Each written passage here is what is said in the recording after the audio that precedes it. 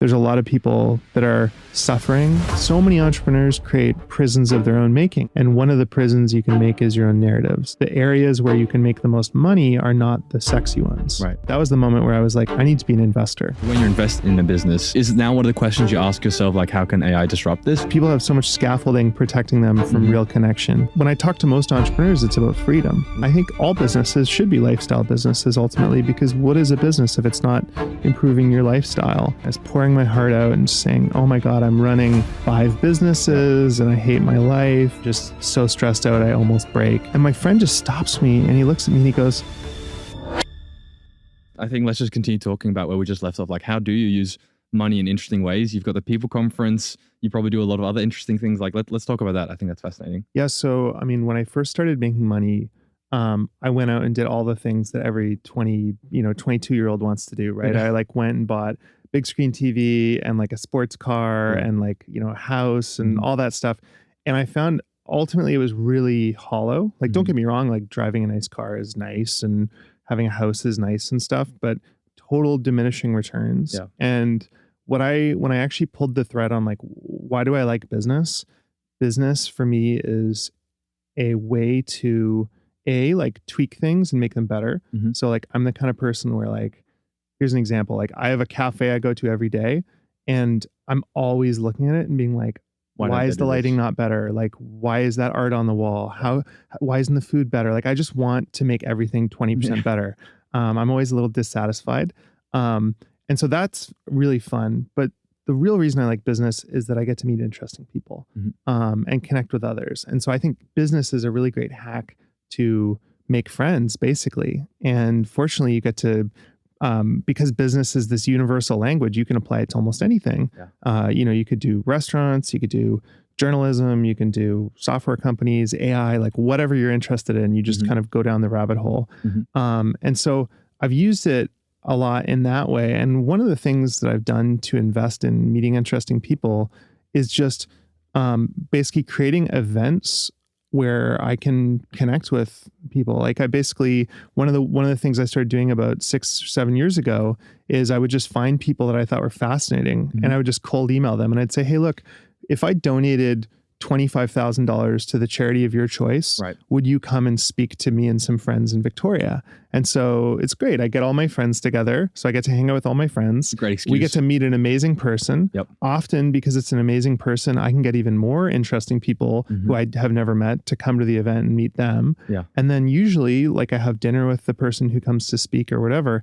And so for me, that's actually been this incredibly enjoyable way of using money to just meet all these fascinating people. And it's resulted in this very broad network of friends. And, when I was younger, so that's like later stage when I had, more money to throw around to do that kind of stuff. How did you do that initially? Like, are there stages to, like, now you're throwing conferences and events, right? Like, what are those stages? Well, at first it was like going to rooms that I didn't deserve to be in. So like when I had like a $1 million a year business, I think I spent $20,000 or something to go to the TED conference. And like, I was a nobody, like I was shocked I got in. And through that, like, we were talking earlier before we started recording about Derek Sivers, who, if people don't know, they need to look him up. He's such a fascinating character. But when I was at the TED conference, I was lucky enough to sit next to Derek and I said, hey, I've read your blog for a long time. And he was so incredibly sweet. He introduced me to all his friends and we went out for lunch and I made more great friends from that. And I just started going to TED every year.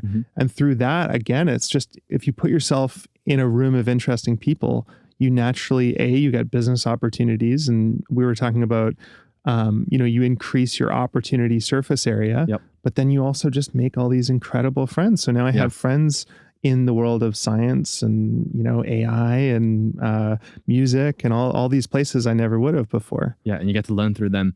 Are there like any memorable moments like the Derek Sivers connection, like early on where like, holy shit, like I'm getting an insane arbitrage here, like just by spending a little bit of money and a little bit of effort and I just get to meet all these really interesting people? Like, was the TED conference probably one of the biggest moments where you're like, this is something I can start doing? Or? Well, I remember I walked into an elevator at TED and I'm not really paying attention. I walk in the elevator, I press the button, I just look to my right and it's Al Gore. And it's like, this guy was running the United States like 3 years before. And here I am chatting with him. Or another time I was at a dinner and I got sat at a table with Sergey Brin, and I talked to Sergey Brin for 2 hours. And it's like those opportunities where I'm just like, this would never, ever happen to me. And frankly, I don't deserve to be here. But what I realized is, if you're just interested, people are generally nice. If you're nice to people and one thing is like, often people are like, oh, some gazillionaire or super successful person won't want to talk to me. But if you're people who are at the later stage of their career love people who are at the early stage, because they remember what it's like to be at that stage. Yeah. And if they don't, they're a dick. Like, I've definitely had that experience too. But most people will actually, they want to buy into you. They're like, how can I help you? Tell me about yourself. And they're excited because while they're, all the fire's gone out of their eyes and they've been through everything, they love the start of stuff, right? So they love meeting young entrepreneurs and what is the 0 to 1 you're doing? And exactly. Yeah. What are you most interested in at the moment? Totally. Is that a big, talk to me about specifically about, you do this yearly conference, I think. Is it the Interesting People's Conference, or is that what it's called? Like, talk to me about that and the people that come to that. Because I know you talk to a lot of young investors and founders as well. And I think you do a lot of, like, even just having the opportunity to talk to you here, like, that's giving back in a way, right? So I really appreciate that. And I think, talk to me a little bit about that conference. Well, so in 2010, I went to this tech conference. It was my first, one of my first tech conferences. And I'm sitting at one of those circular, those horrible circular conference tables they put you at with like 12 people, way too big, loud room, and you can't really hear anyone except the person next to you. And I noticed that the guy sitting to my right is a big VC, someone whose name I recognize. And he looks to me and he says, what's your startup called? He just assumes because I'm, 22 or whatever. And I say, oh, actually, I don't have a startup. I bootstrapped my business. I started an agency and then I used the money doing that, started a software company, and I start walking him through that. And he just looks at me with this withering look and he goes, oh, a lifestyle business. And then he just turns away from me. Just ended the conversation. End of conversation. And he goes to the much more interesting founder on the other side. And so, I'm left cheeks burning, sandwiched between two people and just feeling like absolute garbage. And I never forget that feeling. And then I contrast that against Derek Sivers. Derek Sivers was worth $20 million, super successful entrepreneur. He was kind of famous at this conference. And when some kid walked up to him and said, I'm a big fan, he took hours of his time to connect with me. And I'll never forget that. And so I think a lot of that, I think paying it forward is super important, and like connecting with young entrepreneurs and helping them. And so what I do is actually, I try and create a few different kind of buckets for how I connect with people. And I've realized that, as you get older, when you're in college or something, you're just mashed together with people and you meet people naturally. But when you get older, that doesn't happen. You end up meeting a lot of the same type of person or just the same people over and over again. And so Nick Gray, my friend, billionaire, the friend billionaire, I call him the friend billionaire. Nick Gray is like my friend, and he has this whole system that he uses to make friends. I find this fascinating. So he basically has an email newsletter that he calls his friends newsletter. And what he does is he just signs people up for it when he meets them. So if you meet Nick or you follow Nick on Twitter or whatever, you're going to get signed up for this newsletter. And he just says every month, hey, I went to Hawaii. Here are my thoughts on all the best resorts in Hawaii. Hey, I started wearing those weird open toe shoes. Here's the best type. Lately, I'm thinking about how to invest in stocks, whatever it is. And he shows his whole portfolio. And totally. And so Nick just starts sharing, hey, here's who I am. So he puts that out in the world. And from there, he starts to go, oh, okay, who on this list is interesting? And when he's in New York, he's got a list of people in New York. And so he says, oh, I'm going to host an event. So he takes 40 of those people in New York. He hosts an event.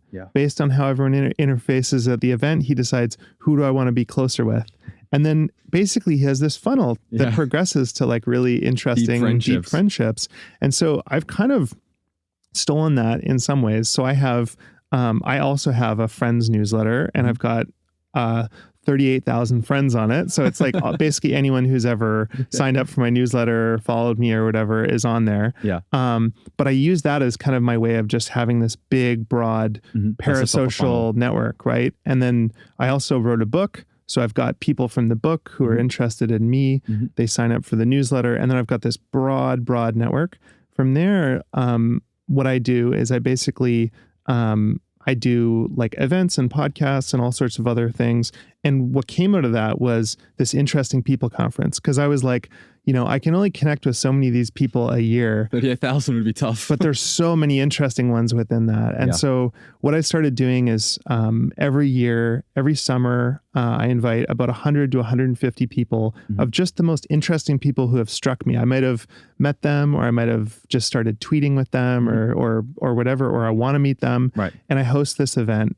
And I've been doing that now for 3 years. And the whole idea behind the event is I don't just want interesting people. I want people who, the goofy way I put it is, make me feel warm and fuzzy inside, right? It's like people where they're not only fascinating, but they're also really sweet and engaged and ask good questions. And then I just get those people in a room. And the whole mission of that is, how do I get everyone to become friends by the end of it? And so Nick actually hosts the event with me, and we just like go hard on like, how do we get everyone talking and connecting? How do we ensure nobody has my experience of being sandwiched between two people? And that everyone feels special. So I do that, which has been amazing. I've been doing that for 3 years. The other thing I started doing back in probably 2010 was I got introduced to Entrepreneurs Organization. You ever heard of that? Yeah. So basically global network of chapters in every city. And it's just people who run small and medium-sized businesses. And when I joined, I just thought it was like some douchey like business networking thing, right? I thought it was going to be, a bunch of dudes in suits in a hotel ballroom. Yeah. And what they do that's really unique is they do what are called forums. And so they break you into a group of 6 and you meet with these people once a month in a boardroom, and it's completely confidential. So nothing leaves the boardroom. And, I go to the first meeting and I'm probably like 22 or 21 and I look like I'm 15, and it's a guy who runs a map company, like a map software company, a woman who runs a popsicle company, a guy who runs a puzzle business, a guy who runs a woodworking shop, and I'm forgetting somebody, but it's this very broad, diverse group, and they're all way older than me. And to be honest, I just thought, I can't learn anything from these guys, right? Like they're all, and another guy had a medical business. And I kind of dismissed them. I was like, I don't know about this whole thing. And as part of it, you start doing these updates. You do give a personal update, family update, business update. And at first everyone's a bit cagey, This is a new guy, I don't know. Everyone's like, my business is fine. My family life is great. I'm good. I don't have any problems. Nothing else to add. but when you spend 3 hours together and you do it every single month over the course of years, people feel comfortable and confidential, they start sharing really interesting stuff. And through that, I ended up realizing that, in business, my friend Brent B. Shore has a great line. He goes, in business, everything tastes like chicken. The problems in any business are kind of the same. It's like HR problems, operational issues, throughput, whatever. And I started learning a lot from these people who had been through things. And then on top of that, I started having these really profound friendships with people who, it was like having this board of directors, not only for my business, but also for my personal life. So, some of the best relationship advice I've ever gotten has been in these forum groups. And now if you flash forward almost 20 years later, 2 of those people are the executors of my will. Really? And it's, these are people that I dismissed, that I said, I'll never be friends with these, these not people. Not going to learn anything from this puzzle guy. Exactly. And so I now have 4 groups. So I do one a week every Wednesday, or No. And you've hosted these yourself? You've created them? Or? I do them myself. I don't do them via EO anymore just because I'm a control freak and I like to choose who's in my groups and stuff. Yeah. But I do that. And so if you think about the rhythms of my life, I've basically created all these rhythms where I've got annual rhythms like that conference. Yep. I bring speakers to town and do that. I do my forums. And then the other thing I do is something called the Entrepreneurs Lunch Club. Okay. And what I do is I basically, any entrepreneur I meet in town, doesn't matter if they're doing 50K of revenue or 50 million, I invite them to lunch. And we have this lunch format where we come in, it's an hour long, everyone's seated at a table. I choose who sits together so that it's all handpicked. And then we prompt everyone. So there's no small talk allowed. Yeah. It's like the prompt would be something like, who or what is an energy vampire in your life right now? There's no way to answer that without going deep. Totally. And so we just prompt people to have interesting connections. So my whole social landscape is actually trying to build the funnel of interesting people. Yep. And then how do I convert those into deep friendships? And I've learned a lot from Nick and I've learned a lot from Forum. Yeah. But that's been profound. And that's such a great way to use wealth, you know? What's like if someone hears this and like, shit, I want to do that. Like, what are the 3 things you would start off by doing that are like the easiest, low friction way to do it? Like, is it maybe just a once a month group, or is it like, hosting a conference seems pretty intense?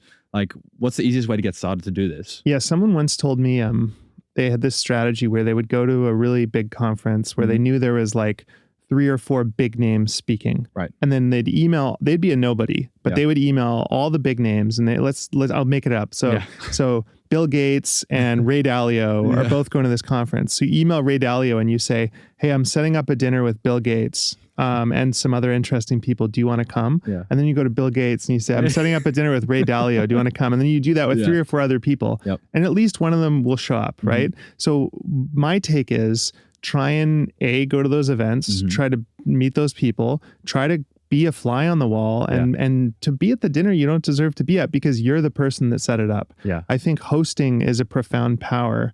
And I think that if Nick says this, he goes, if nobody invites you to speak, build your own stage. And so I think that the way that I've done that has been by hosting the lunch clubs and the forums. And I mean, the forums are very easy to set up. You just need a boardroom. You need 5 interesting people. You need people coming. Yeah, you just need, and I have a PDF on my website. I think it's neverenough.com/forum or something. And it gives just a blueprint. Tells you what to do. Yeah. I want to steal that one. Everyone should steal that one. Or buy the 2-hour cocktail as well. Totally. But I will say, like, I've met all sorts of like really, really successful people. Yeah. The most interesting people, the best friendships I have, they're forum.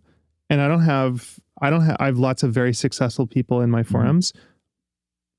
I have connected far more deeply with people that are more normal than the big, wacky, super successful ones. Yeah. I find that's actually where you get deep connection is who are the people who live in your city that you can actually become friends with and see. Like, so even people like that aren't necessarily, big tech founders or just sort of some local. Well, it goes back to like, it's like puzzle company. And, I can't learn from right. That. Yeah. And I think like if you had, like you said, you're in Amsterdam, if you just chose 5 or 6 entrepreneurs who are, at slightly below, slightly above your level, probably just above. Maybe you have one that's like way above to teach everyone else. But I think there's something really profound that happens when you build those rhythms into your life. Yeah. You can't help but becoming friends. It's like going to war with these people, right? You're just, you have a lot of time with them and you got to learn to get along. And so you do, and like they're all my best friends now.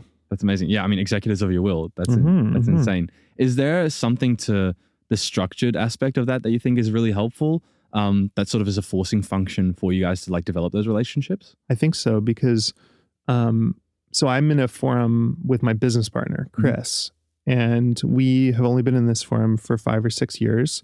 And he had his own forum, and I said, hey, I'm starting this forum. Do you want to join? Like, I don't know what we'll talk about. Like, you'll know everything. And what's weird is I actually learn so much more about Chris, and I actually talk to him about really hard things through this forum, because what's interesting about the forum format is that you have to give highs and lows of all aspects of your life. And so what I realized is when I go out for lunch with Chris, we have a general tendency to do 2 things. We gossip and talk about our friends and joke around. Yeah. And we talk about business and the deals we're working on and stuff. And other than that, yeah, sure, we talk about our kids and other stuff. But what's great about Forum is that it forces us to talk about all these other things. And so, there's been issues that Chris has been struggling with quietly that would just never get raised at a lunch. Right. But I now am aware of. And I've just found that, the depth of friendship you get is very different than if you go out for 10 lunches where people are just casually talking. The same thing. You're giving like an excuse to talk about those deeper topics because like in this, if you're talking to someone at lunch or a coffee, even if it's your business partner, like you feel self-conscious probably even then, like bring something up deeply where like, I'm going to leave in 20 minutes. I don't want to spring this thing up on this other person. There's a phenomenal book that came out maybe 2 years ago by David Brooks called How to Really Know a Person. And I think one of the best skills that anyone can have is playing tennis in a conversation. And what I mean by that is rallying, right? So a lot of people have a tendency in a conversation to hold the bat. They just keep hitting, like they're just pounding, and it's no fun, right? Like you want to have a nice rally. And so learning how to ask questions. And I've realized that, if you can get to a point where you're both asking one another interesting and deep questions, 50-50, that's the ideal. Yeah. But if you really want to make someone feel good, and a lot of people do this, they'll just grab the mic. But if you just ask them interesting questions, you can actually learn all sorts of amazing stuff for them. So for example, I was having lunch with a guy recently, and he just made, a very offhand comment. He said, oh, I don't have my kids that week. And so I said, oh, you got divorced. Right. How fresh is that? And he went, oh, it's actually like 3 months ago. And I used the David Brooks line. The David Brooks line is, how was that for you? Very open question. What did that feel like? Yeah. What was your experience of that? It's like those very open-ended prompts. And we ended up talking because I got divorced too. We ended up talking for 2 hours. We deeply connected. And before that, we'd both been kind of like closed body language. Like we're talking business. Maybe we're kind of like comparing notes and like status. There's like a second conversation going on in your head. Totally. And so I like to, it goes back to that, what's the warm, gooey center of somebody and how do you get to that? Because, there's so much, people have so much scaffolding protecting them from real connection. The other thing I like to do is, do you know Alain de Botton? You ever heard of him? He's like I think he's Swiss. He's like a modern day philosopher. Okay. And he's written all these amazing books that I love. But he did this thing in London about probably 10 years ago called the School of Life. Oh, I've seen you share that. Yep. His idea was to create kind of a modern version of a church. So it's a place where people congregate and talk about interesting ideas and connect. Yeah. And they started making all sorts of amazing books. Yeah. And there's everything from how to understand Greek and Roman philosophy to how to get over your childhood. But they also have all these wonderful little box sets of cards. Yep. They're called conversation cards. Yep. And there's ones for couples. There's ones for friends. The one I like is called the loser game. And I keep it in my backpack at all times. And whenever I'm with old friends who I know really well, I'll pull out the loser game and we'll just start pulling cards. And the reason it's called the loser game is because you lose if you don't answer the question. And the questions are really intense. Yeah. So you pull it out. And an example question would be, if your parents were being unkind, what would they say about you? Right? Like, how have you failed the people you love? Yeah. Like things like that. Yeah. And I have just found that there's something about just prompting and asking interesting questions that, again, just unleashes all sorts of interesting conversation. Yeah. That's amazing. That's a hack though. Like you don't have to be good at it. Like there's, the card sets, there's these books, there's these, go-to questions like, how does that make you feel? Or how was that you can sort of rely on to totally get those conversations rolling. Yeah. I love that. You've talked about this before in the podcast, the School of Life. I remember I bought a set afterwards. It's a great little hack. You mentioned a little earlier on when we were talking about conferences and sitting next to the guy who gave you the cold shoulder. Talk to me about lifestyle businesses. Like, I think this is a little bit related to, the goal of life, having these warm relationships, having these fun moments and deep connections. And, the juxtaposition that might have with raising money and trying to get this big business going. Like talk to me about lifestyle businesses and, why that has a negative connotation and maybe it shouldn't. Well, I think lifestyle business, the idea is, if you're a venture investor or an investor at all, and you hear a founder say something like, I just want to make $100,000 a year and go surfing, right? That's not going to make me money.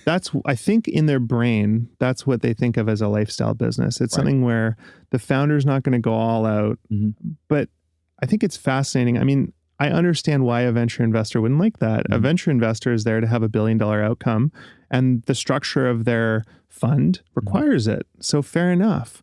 But I do think that it is unfairly maligned. And I think that people view it as, okay, so door one is I have a little cute lifestyle business. Door two is I raise $100 million and I go crazy and I try and build a public company. And I think there's a door three. And I think that's what I took, which is, how do I build a business that suits my lifestyle, but isn't artificially limited, right? So if you say, let's say you're selling your time and you sell your time for $100 an hour, but you want to surf 4 hours a day. Yes, you're going to artificially limit it. Your business will never scale past that. Yeah. But if you had a business where you went surfing, but you had 100 employees and you built the whole thing and structured it in a way where you could still go surfing, but you make $50 million a year, it's a pretty damn good lifestyle business. And I think it is actually good for everybody. I think your employees make a great amount of money. You have a lifestyle you enjoy. Your investors are happy, if you have investors at all. So that's kind of the way I think about it. And I think that, if you think about the people I look up to, the whole reason I got into business was because I didn't want my parents to be able to tell me what to do. That's it.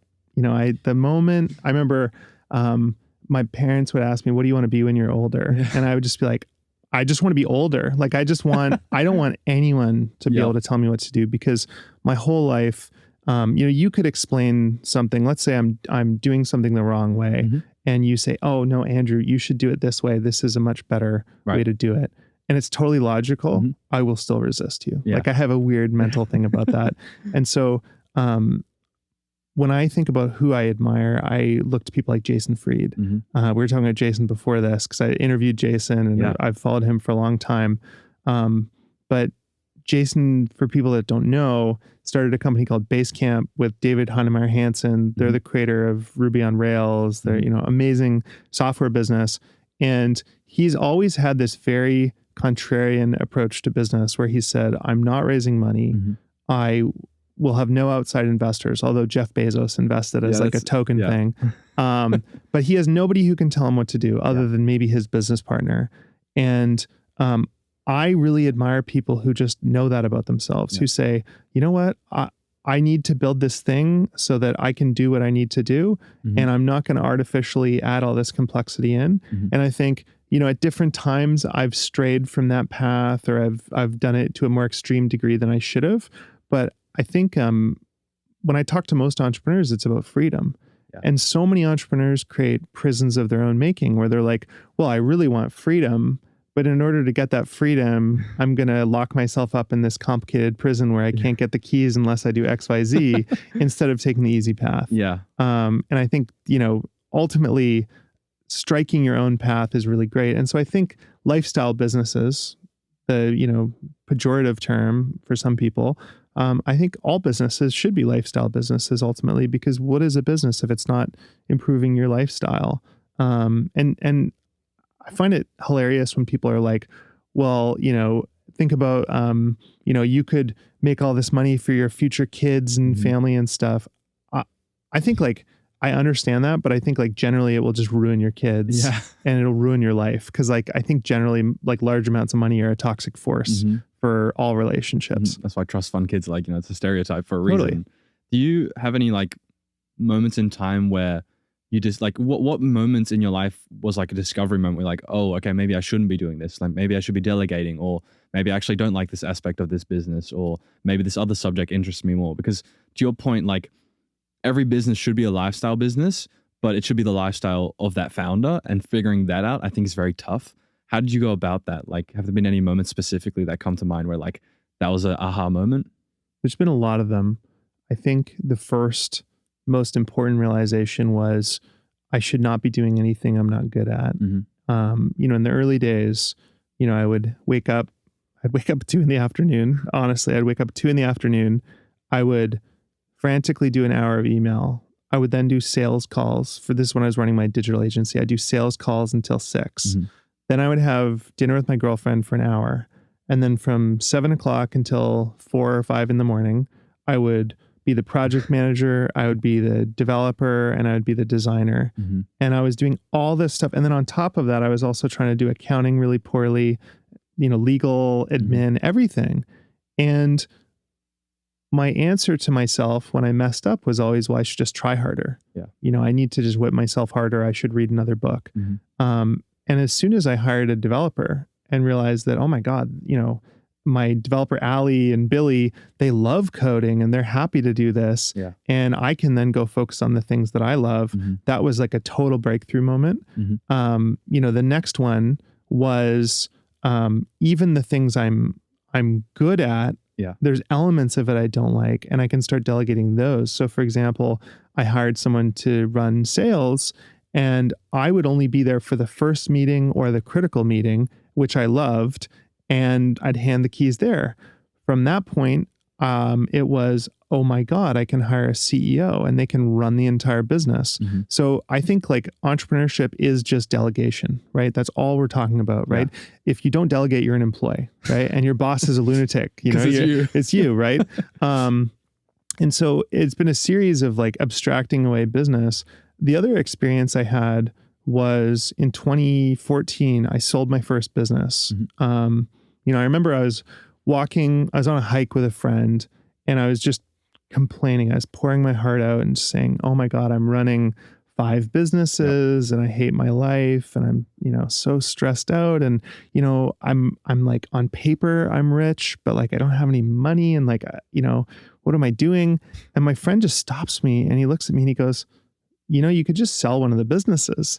And I was taken aback. To me, it was almost like, somebody has said, hey, you could sell your baby for science experiments and then buy alcohol. Like it seemed like horrible. I was almost offended, but I started thinking about it, and I ended up talking to a buyer for one of our companies, and we sold the business.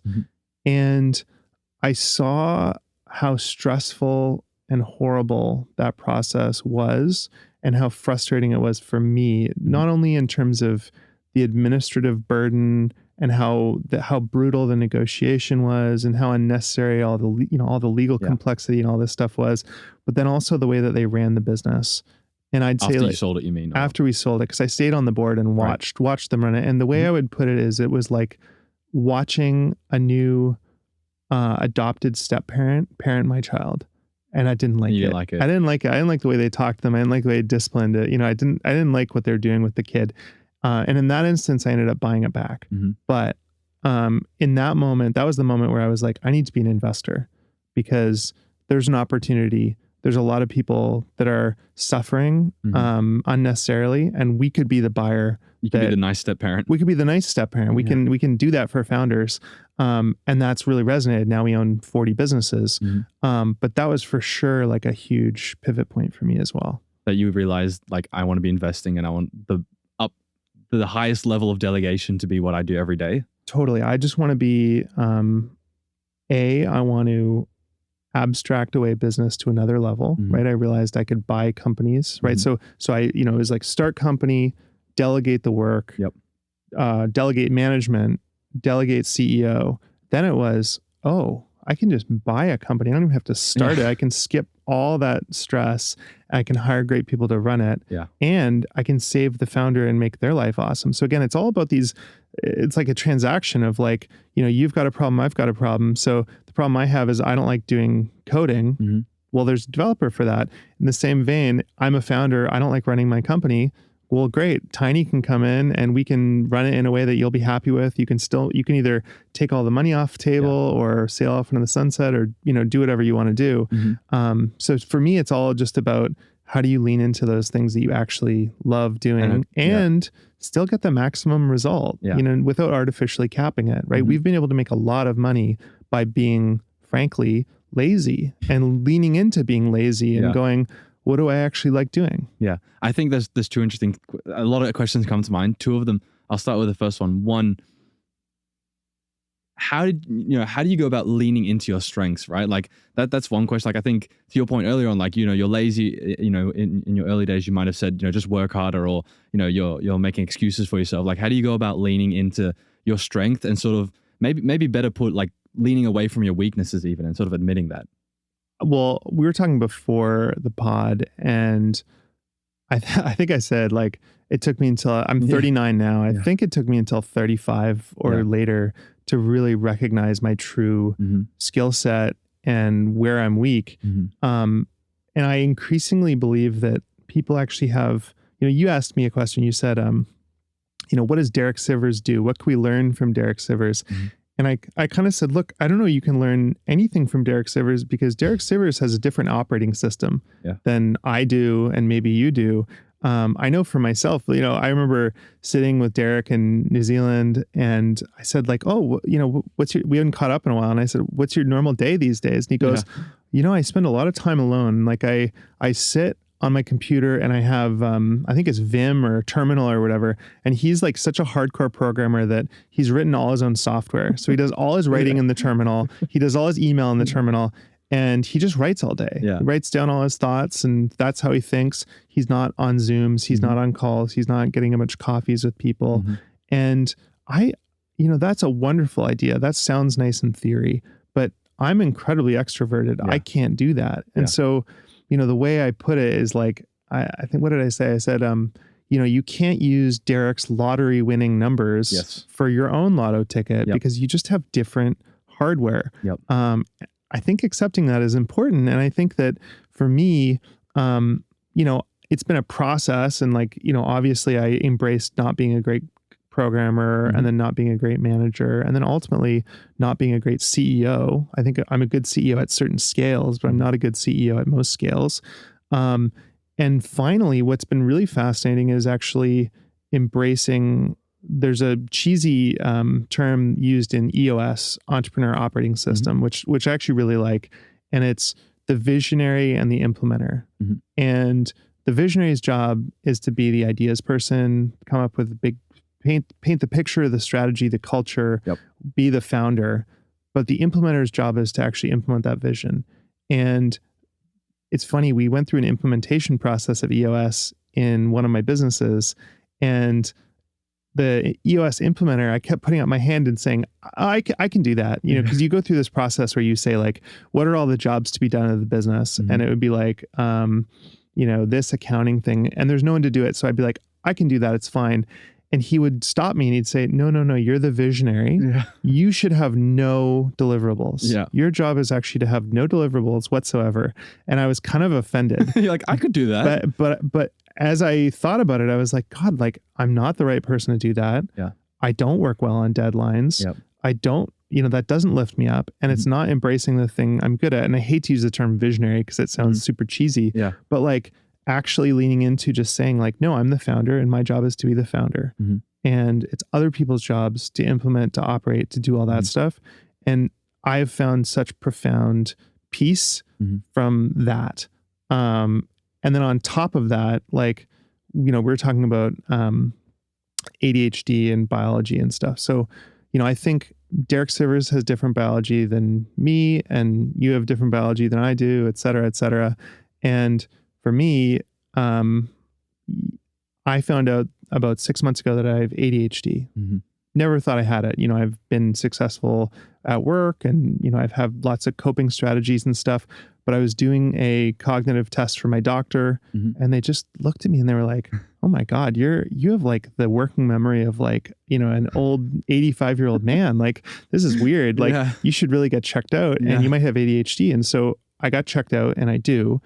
And I started taking Vyvanse, which is how they treat, they give you stimulant drugs. And I remember I took it, and I felt both profoundly happy and profoundly sad. I felt profoundly happy because it was like the dishwasher was running, and there was, I was in like Times Square, right? My brain was like Times Square. There's just endless ideas and overwhelm, constant feeling of overwhelm and drinking from a fire hose. And when I took Vyvanse, I just felt calm. And I felt like, oh, I can decide where to direct my thoughts and how to think. And then on the flip side, I felt sad because I went, I'm 40. I've never felt this before. And it's so interesting because I think when they do studies of ADHD, it shows about 30% of entrepreneurs or more have ADHD. Really? And than the general population? Or? And for me, ADHD feels like a little itch in my brain. Got to do stuff. I need to be productive. I need to make the itch go away. And the analogy I used to you was if you had seasonal allergies, starting a business to make your nose stop running, or sorry, starting a business to cure your ADHD or anxiety is like saying, I'm going to go be a marathon runner to clean my nose when I could just take an antihistamine. And so I do believe like actually leaning into the mental health side and the biology side can be so much more profound than any level of success or, you know, business outcome or anything like that. I mean, peace of mind, like what's worth more than that? Do you think it takes someone else?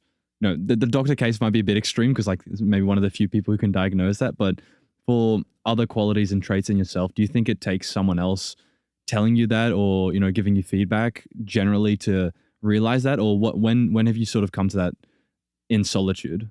Well, I think people know when there's something off. Right. So my whole life, I've always felt different for sure. And I've always felt that I will let those around me down because I will forget the important things they tell me. Or I will be zeroed in on something, or I'll be irritable when I'm interrupted or whatever. I never knew what it was. I thought it was anxiety. I thought I had an anxiety problem. And I thought I had an anxiety problem because I didn't have enough money, or I didn't have enough businesses, or I didn't have enough friends, or, you know, whatever. Right. And so, you know, I tried all sorts of different things, you know, meditation and exercise. And did any of those like work marginally? 100%. They all help. But I had this framework of coping mechanisms and, you know, using a to-do list and a calendar and stuff. But ultimately it was like this kind of house of cards that if any one thing didn't happen, like if I didn't meditate in the morning, then my whole day was not quite right or whatever.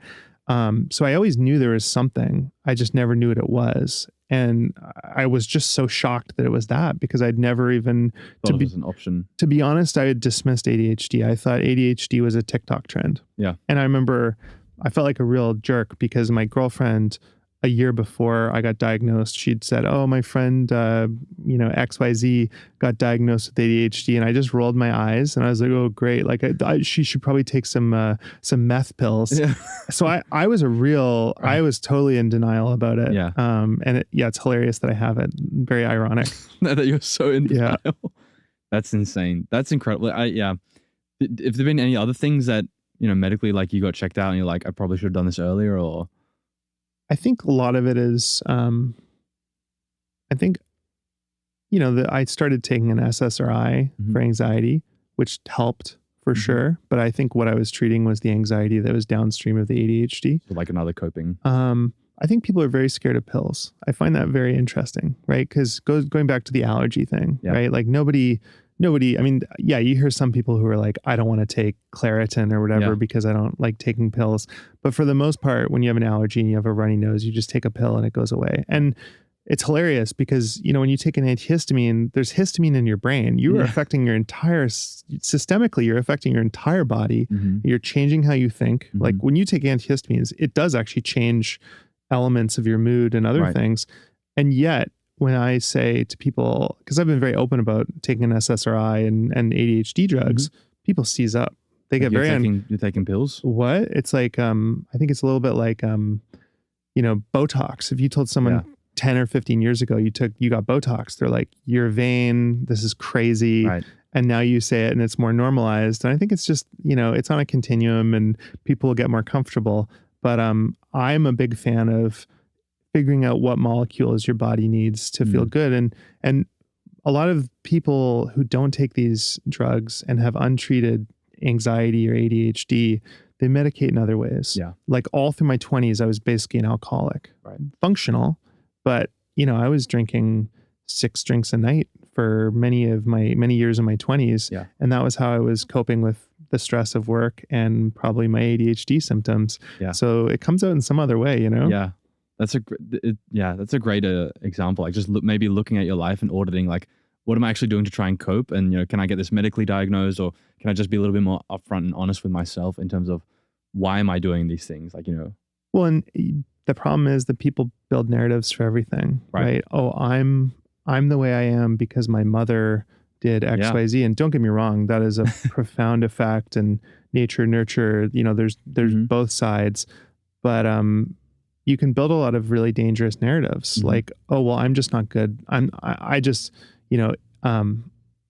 I just can't be spoken to after 4 p.m. because I'm exhausted or whatever it is. I think investigating those things is worth it. And I think that fortunately we all have the world's best doctor in our pocket with ChatGPT now, and it's quite formidable. It can look at every single scientific study and very objective and go very deep on that. Yeah. And I think that's really exciting, finally. But no, I think people are too precious about that stuff. In terms of other stuff, no, it's all been more preventative, like, taking a statin or getting annual testing and that kind of stuff. Yeah. So there weren't any other narratives you think in your head that you were telling yourself that got broken as a result, or? Well, there's lots of, or that might not have been true. There's lots of, I think I am, I mentioned putting yourself in a prison of your own making. Yeah. And one of the prisons you can make is your own narratives. And especially, I think that's especially dangerous when you're a public figure and you share all of your ideas. So what I noticed is, I wrote a book, and in my book I said, here's my take on all these things, and this is what I'm going to do go forward. Yeah. Well, I felt a real pressure. I went, oh my God, I've just laid out I've said I'm going to build a road here and it's going to go to here over the next 50 years. But already it's only 2 years after I wrote the book, and I'm like, well, actually, I kind of want to detour here, and I want to focus on this or whatever. It's hard. And I've changed. And I think that you can really trap yourself in public statements. And I think that one of the things I've been trying to focus on lately has been the courage to be disliked. Yeah. Right? I think that most people don't want to be disliked. And it makes it very hard. Makes it hard to live an authentic life because you start living for other people and living based on public statements. You adopt those narratives from other people. 100%. And I think a lot of there's a wonderful therapist who I've been lucky enough to work with actually directly and also listen to all of his content and stuff. But Paul Conti, and I remember he did an amazing series with Huberman maybe a year ago, and he does a deep dive on how they kind of analyze someone's psyche and how they work with someone to change. And he talks a lot about how the most important thing that a great therapist does is they work with the person to rewrite their internal narrative. So, it's not this happened to me. It's, how do you shift that away? Or, this happened to me, then I learned this. Now I'm like this, right? To be a better direction. And I think that work is, that's kind of the job. And I think that you have these moments every 7 to 8 years where you have to pivot your whole life. You said you're 23. I remember 23 was one of the worst years of my life. I was dating someone who was going through some really bad mental illness. I was completely lost. My business was a disaster.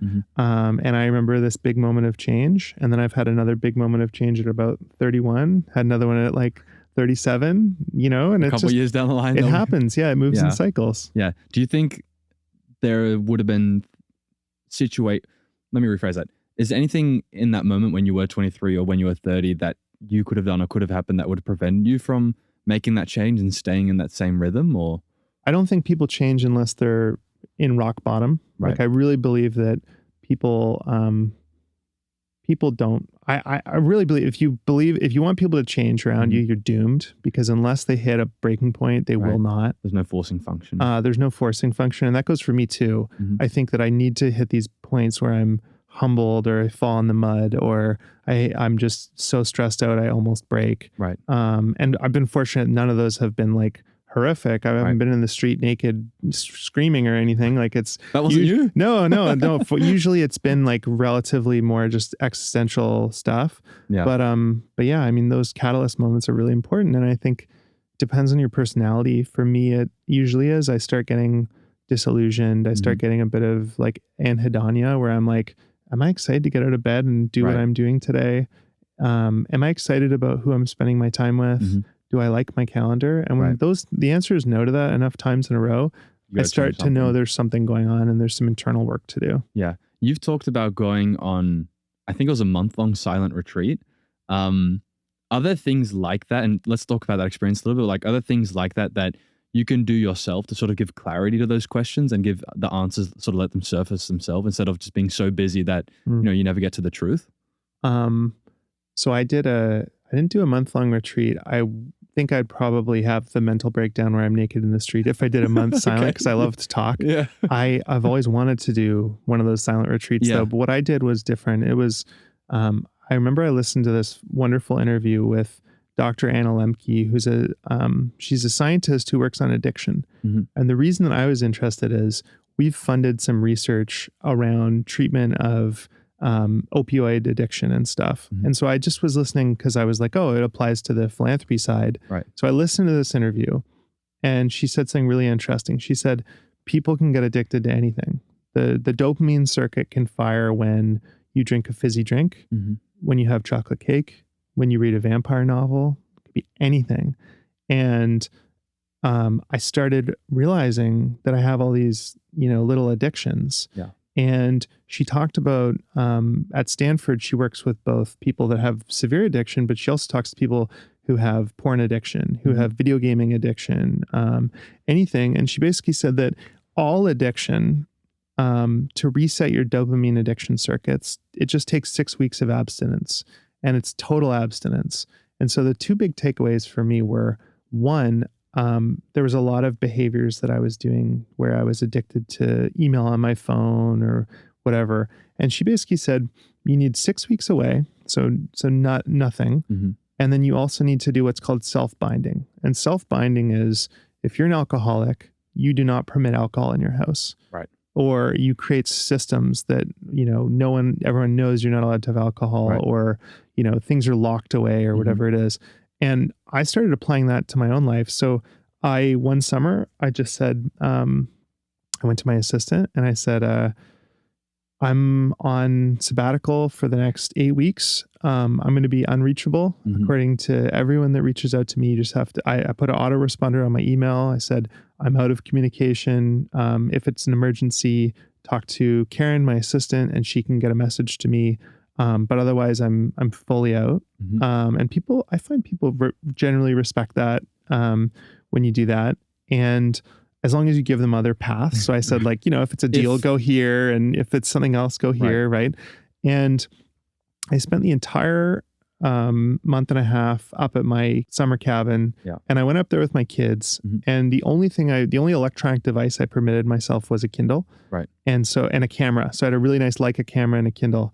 And I was like an addict in withdrawal. Like when they describe your skin's crawling and you're irritable and you're snapping at everyone and you're kind of like, I'm angry at my wife, or my ex-wife now, but I'm angry at my wife, even though she had nothing to do with it.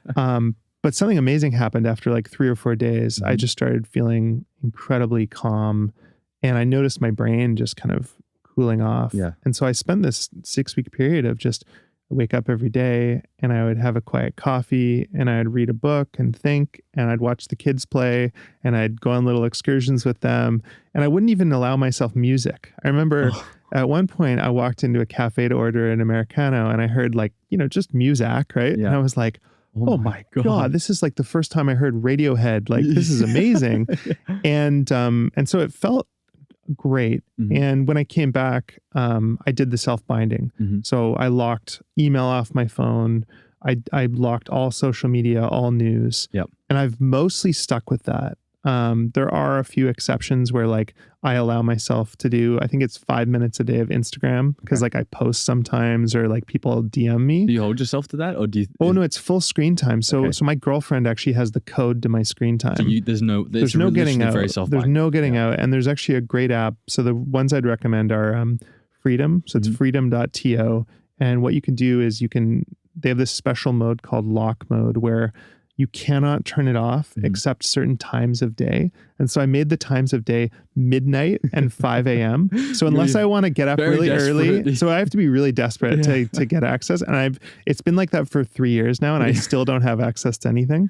So that's been profound. Yeah. And I think that so much stress in life comes from awareness of problems. Right. You think about talking about like what our operating systems are and the hardware we're running on. We have 100,000-year-old hardware. We're still programmed for being in like a hunter-gatherer society.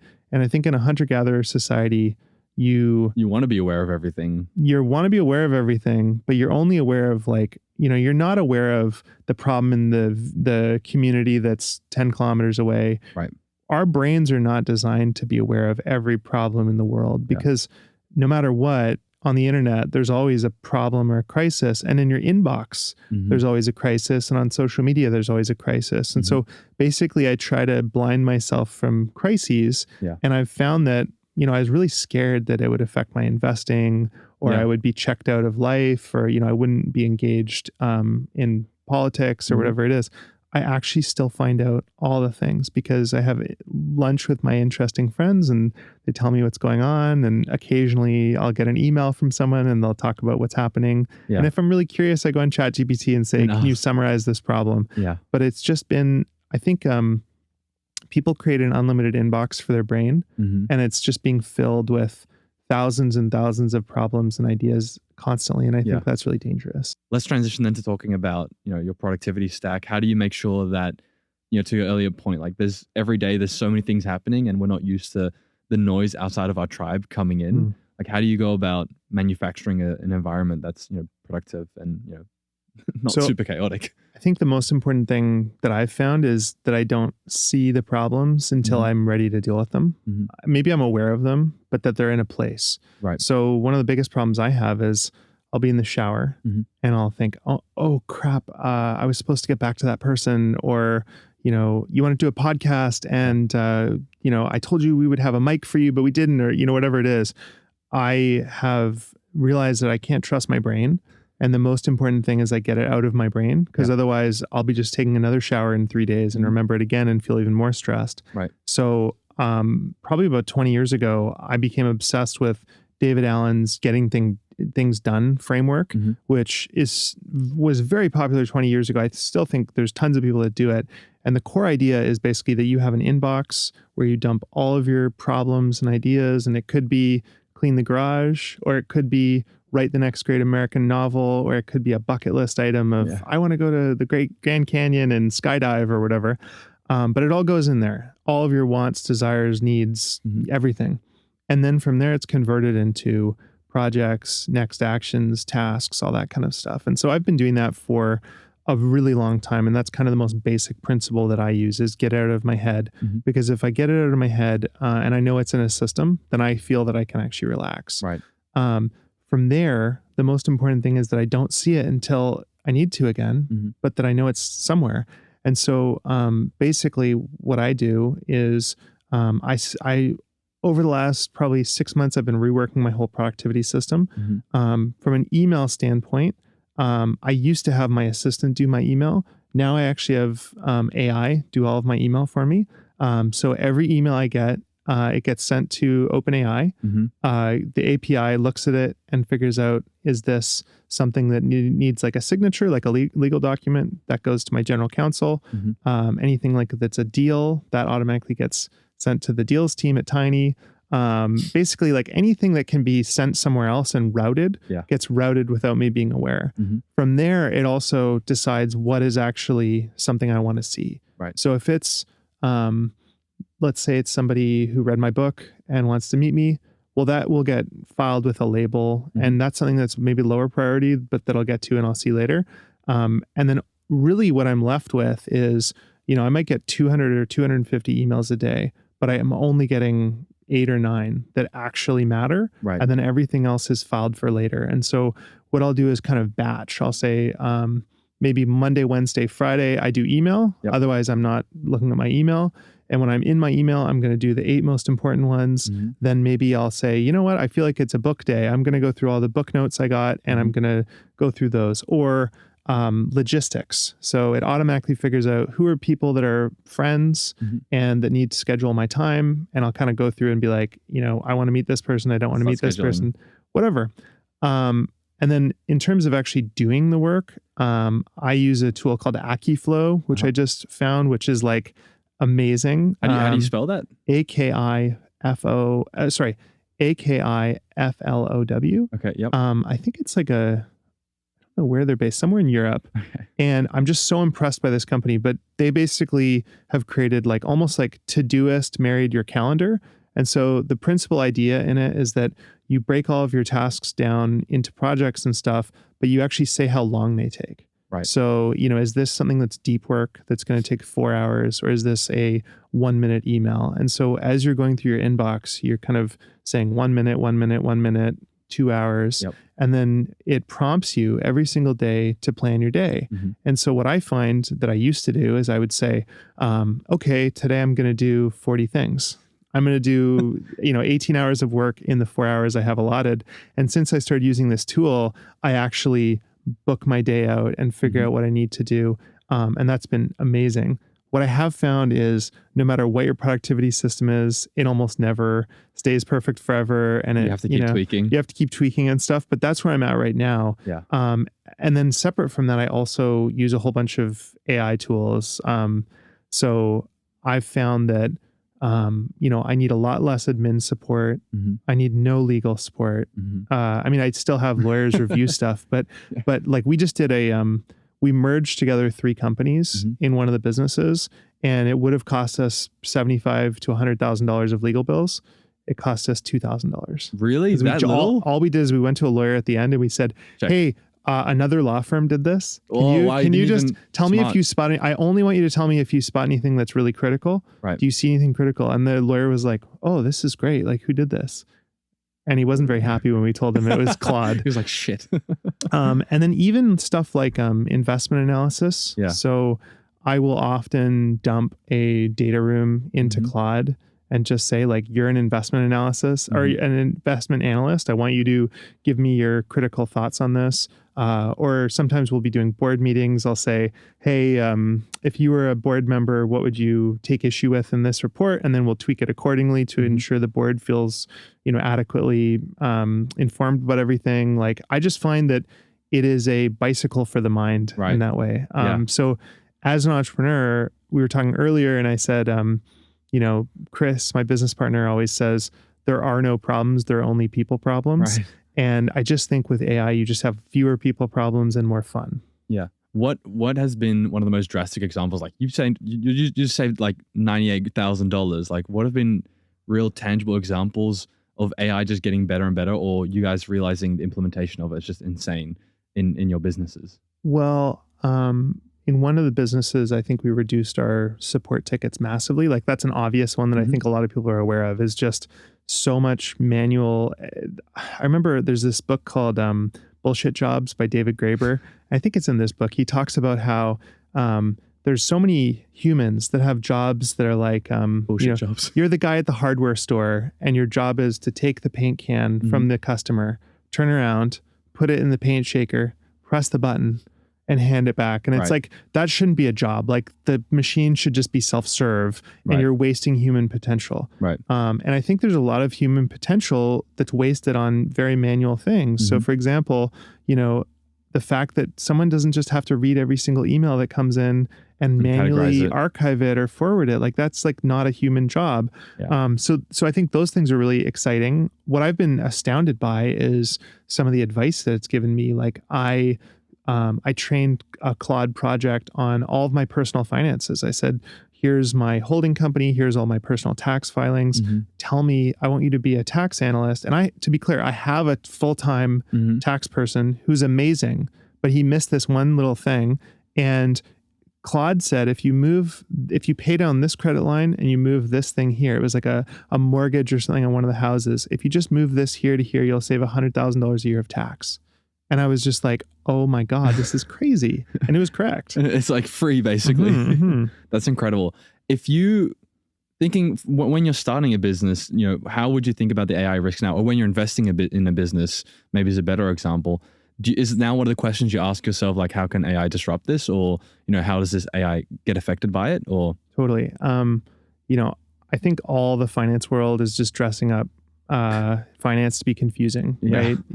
Like they use a lot of terms that make it, seem really complicated, but all that investors are doing, at least private equity and public markets investors, they're saying, is this company going to keep existing? Mm-hmm. How many years will it keep existing? And will the cash flows or the profits increase or decrease over time? Yeah. Very simple.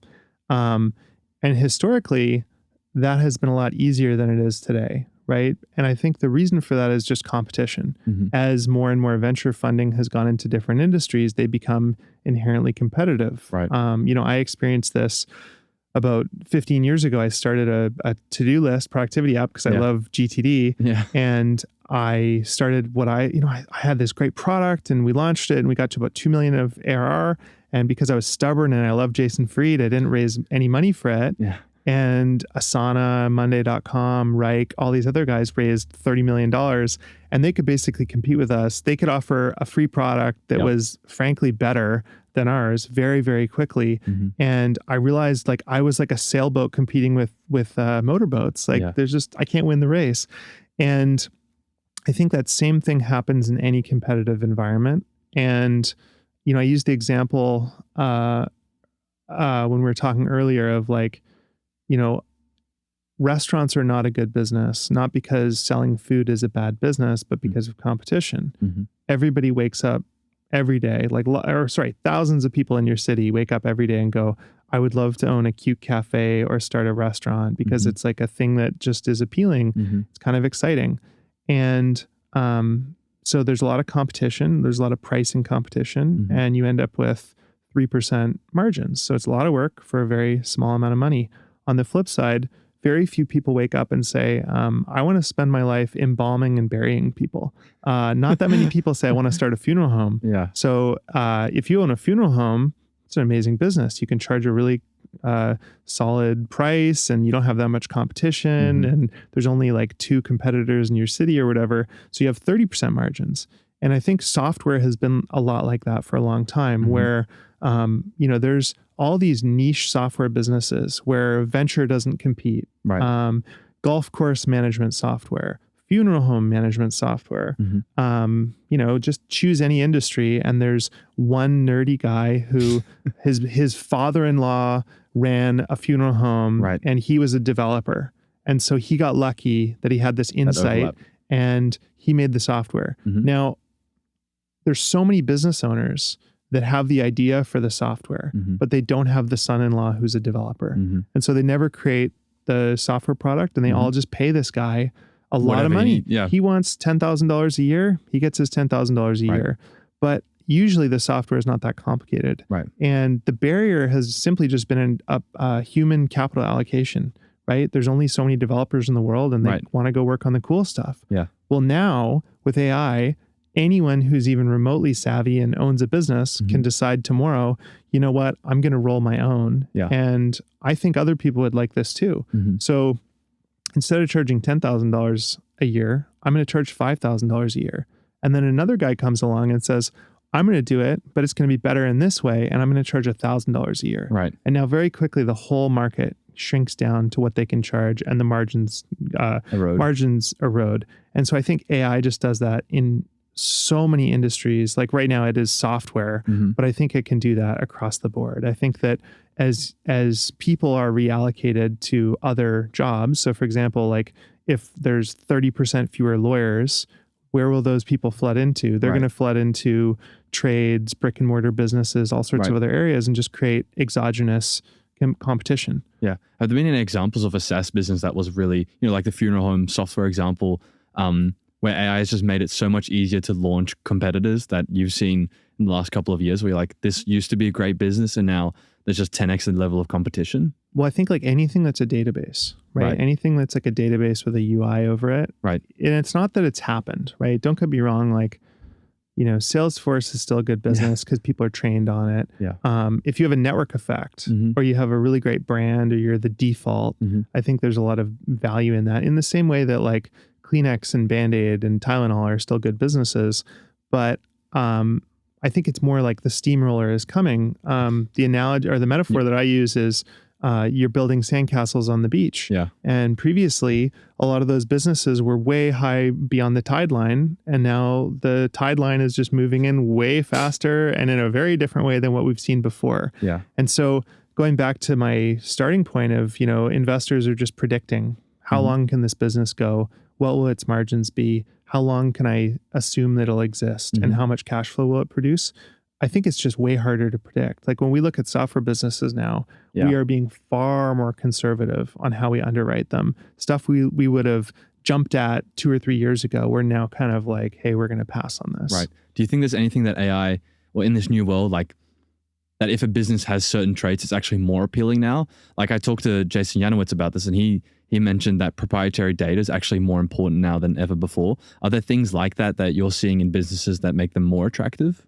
Well, I think proprietary data is valuable if you can do something with it. Right. And if it's valuable. So like my family's history data is like, oh. yeah. Well, not only that, it's like the models, the question is like the models only need so much data. Right. So like, to dumb it down a bit. So it's like the models need to ingest all this data to learn skills and have understanding of things.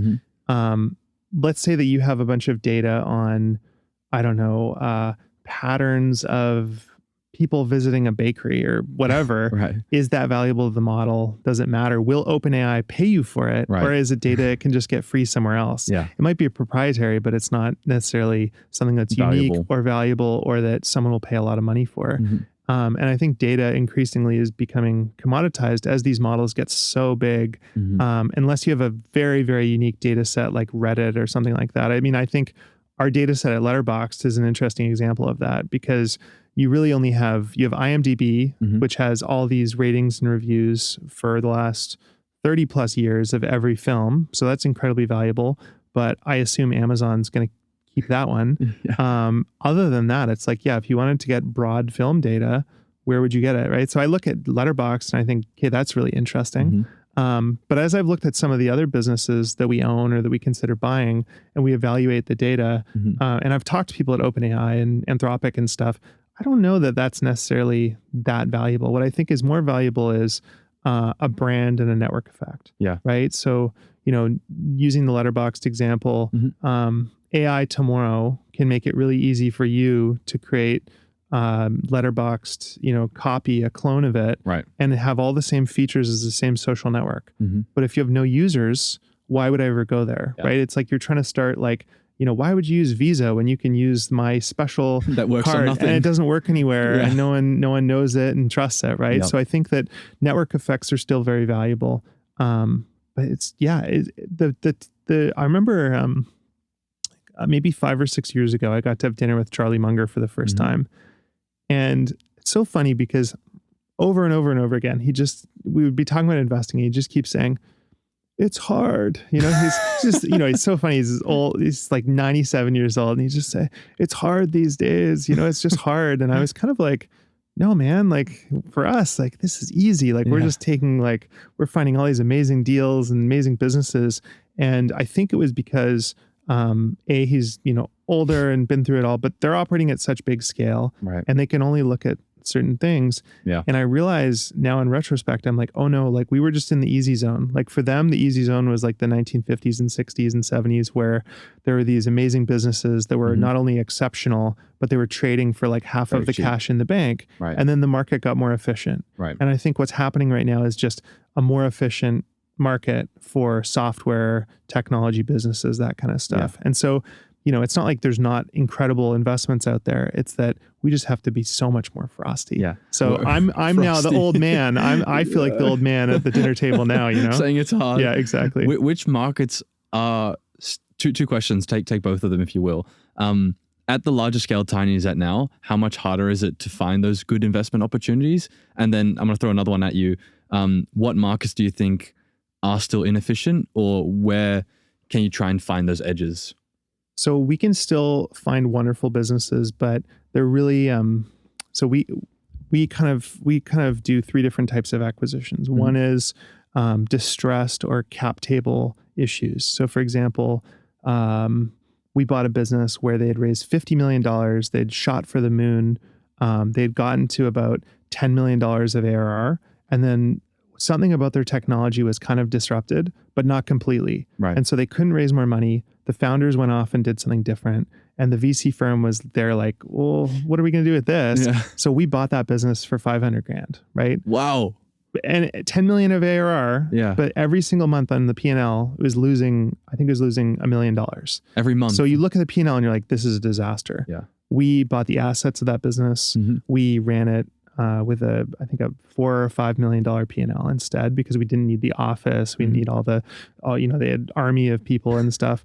And we were able to run it incredibly profitable. But that is what Charlie Munger would call a cigar butt. We found a cigar butt on the floor. We took a puff, I think we did a good thing. We kept the business going. We kept the customers happy, but ultimately that's a business in decline. We always joke it's like a sinking oil tanker, and there's $1 million of oil, but you got to go do this big scary mission to do it, right? It's like only worth it once in a while. In the middle, you have a good business, but maybe not run exceptionally, right? Maybe the founder's a bit tired, or they had a co-founder dispute or something like that, or it's just not. There's a couple things that could be done better in the middle. And then on the best side is those dream businesses that come along every 3 to 5 years. Those are the letterboxes, the dribbles, the AeroPresses, the truly exceptional business with a real moat. And I think those are still going to come along every 3 to 5 years, maybe more frequently than that. And we're seeing a lot of the distress side. I think the AI world has created a lot of distress, and we're seeing a lot of very interesting businesses where we can actually model, okay, even if AI disrupted this tomorrow, it's going to be this decline. But the interesting thing there is there's just such an incentives mismatch where the venture investors, they just view it as like garbage. They want to get rid of it. Yeah. The founders don't realize that they're millionaires, right? Because if they just get the venture capitalists out, they can just run it profitably. And so often we'll partner with the founders and run it profitably, and everyone kind of wins. The VCs get their write-off and they don't have to deal with it. The founders get to make some money out of it, and we get to make some money too. And usually we can, not in all cases, but we can usually keep all the employees and stuff depending on their structures. Usually it's like wasteful spending on SaaS or offices or silly stuff. So like vendors as opposed to people. Exactly. But the middle is getting harder. It's harder to find those kind of businesses where we've got to pay up, a higher valuation, but we have to be able to like pull some levers and be able to predict it. I'd say those are just less predictable. Is it because there's less, or that's just pulling those levers? You're less. I just can't bet. I can't make the bet. Right. I can't make the bet this business is going to exist in 7 years. Yeah. I can probably make the bet the business will exist in 3 years. and not that many people, like, to be clear, like we've paid 20x multiples on businesses. I'm totally comfortable doing that if the business is truly exceptional. Yeah. But a lot of these businesses are not that great. And what they're actually worth is a massive down round or way below what the founders thought they were worth. And so it's just hard. It's much harder to buy those businesses right now. Yeah, there's a lot of risk. More mispriced potentially as well. Totally. Yeah. So I think it is like being a public markets investor 40, 50 years ago, things are just getting a lot more efficient and stuff. Now, you asked, where are the opportunities still? The biggest opportunity, in my opinion, is relationships. So interesting. The best businesses we've bought have always just been someone that I know or I meet or I connect with. Yeah. And they go, I want to sell to you. Right. And I think you can't find that in a stock screener. You can't find that via an investment banker. Yeah. That comes back to that whole idea of like, one of the benefits of having this broad base of friends and people that, I know, is just that I'll meet interesting people. And when you have a reputation for treating founders well and running their business in a way that respects their legacy and keeping it for the long term, you can actually get some exceptional deals. So when people come to me for advice about where to buy their first business, I just go, well, who do you know that's like got a wealthy grandmother? Like, it's like who owns like I bet you that grandmother's rich because she started a business or whatever. And usually the grandkids don't want to run it. Right. Or who's the person at the golf club that you used to caddy for who always liked you and they're turning 75? Or who's the founder you met at that meetup 3 years ago that bootstrapped their business?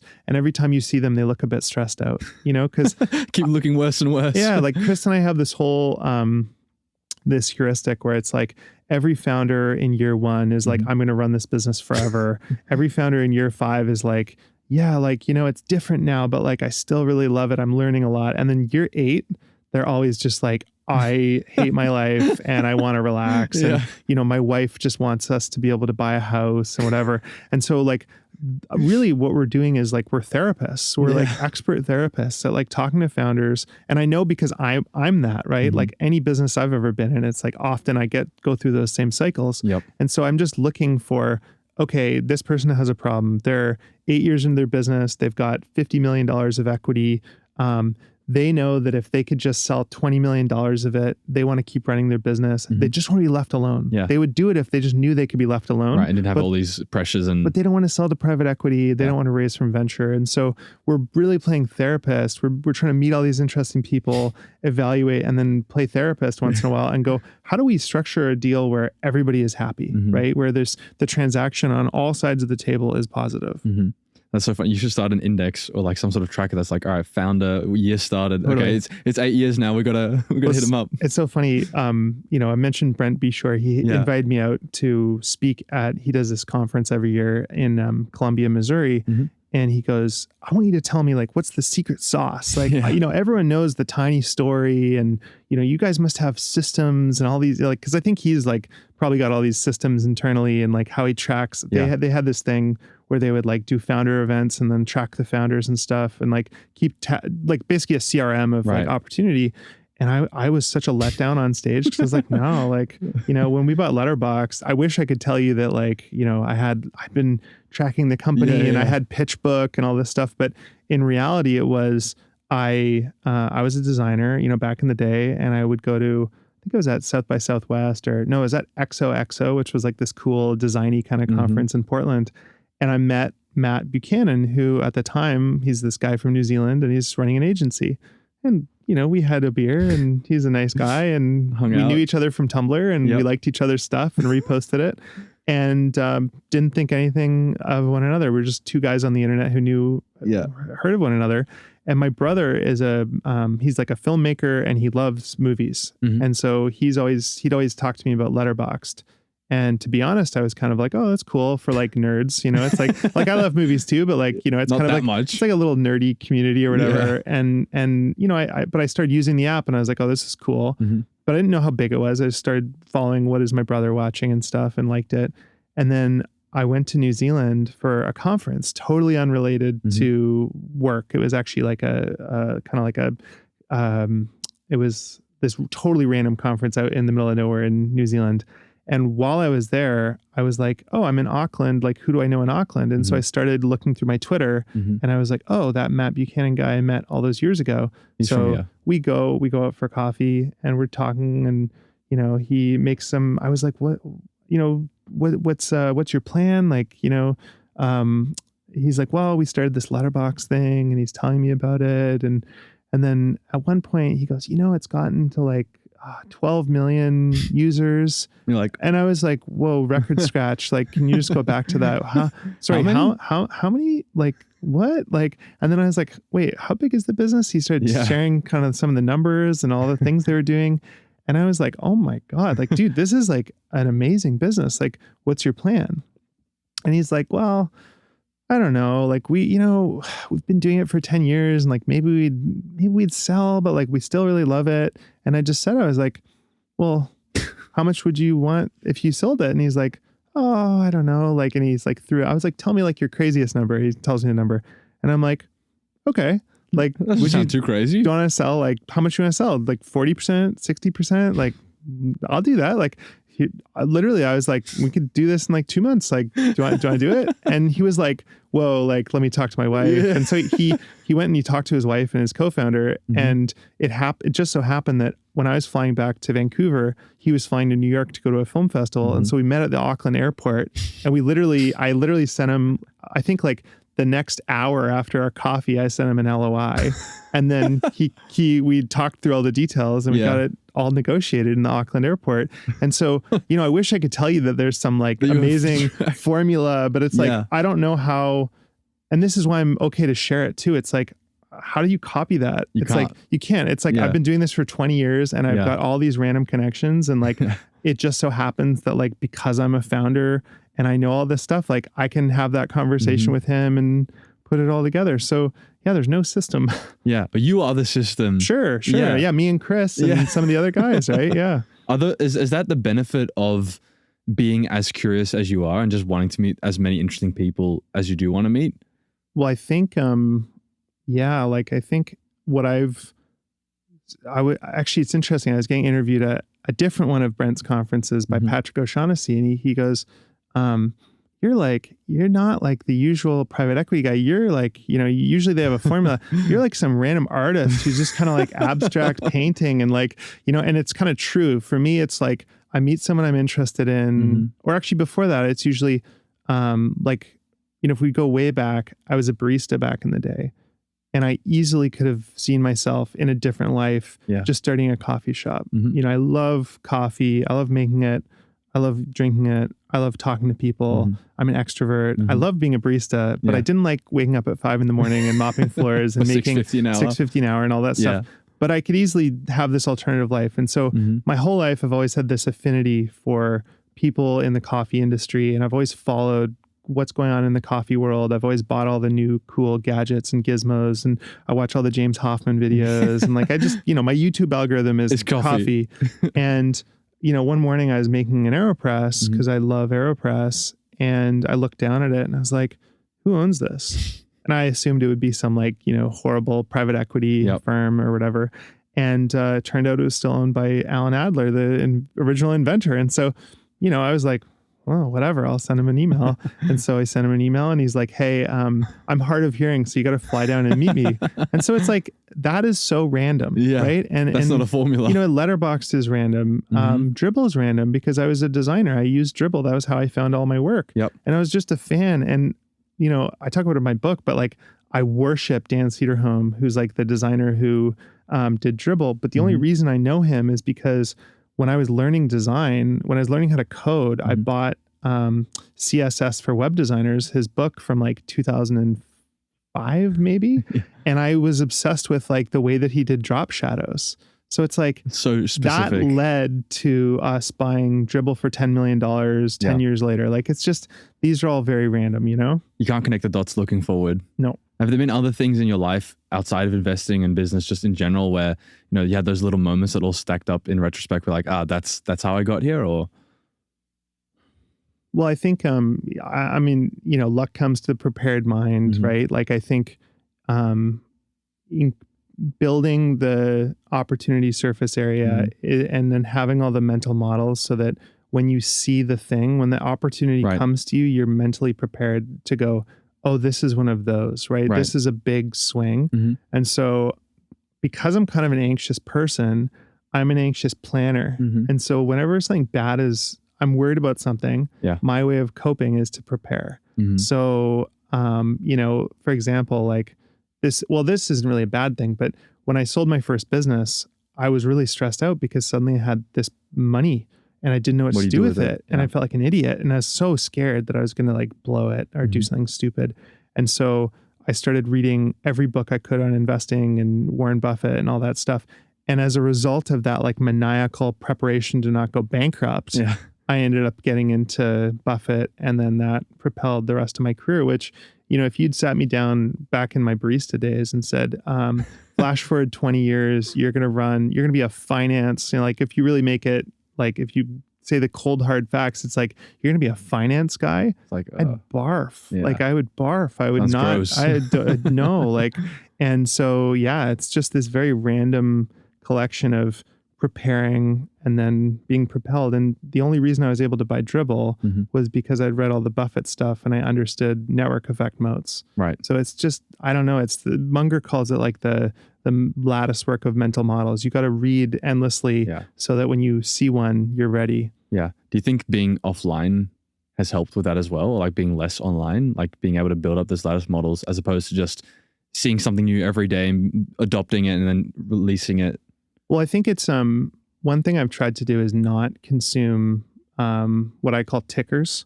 So a ticker would be Trump said this, right? Trump, this happened, or it's information that doesn't have context or story. And so what I get a lot more value out of is like, how do I zoom out and how do I read a full story?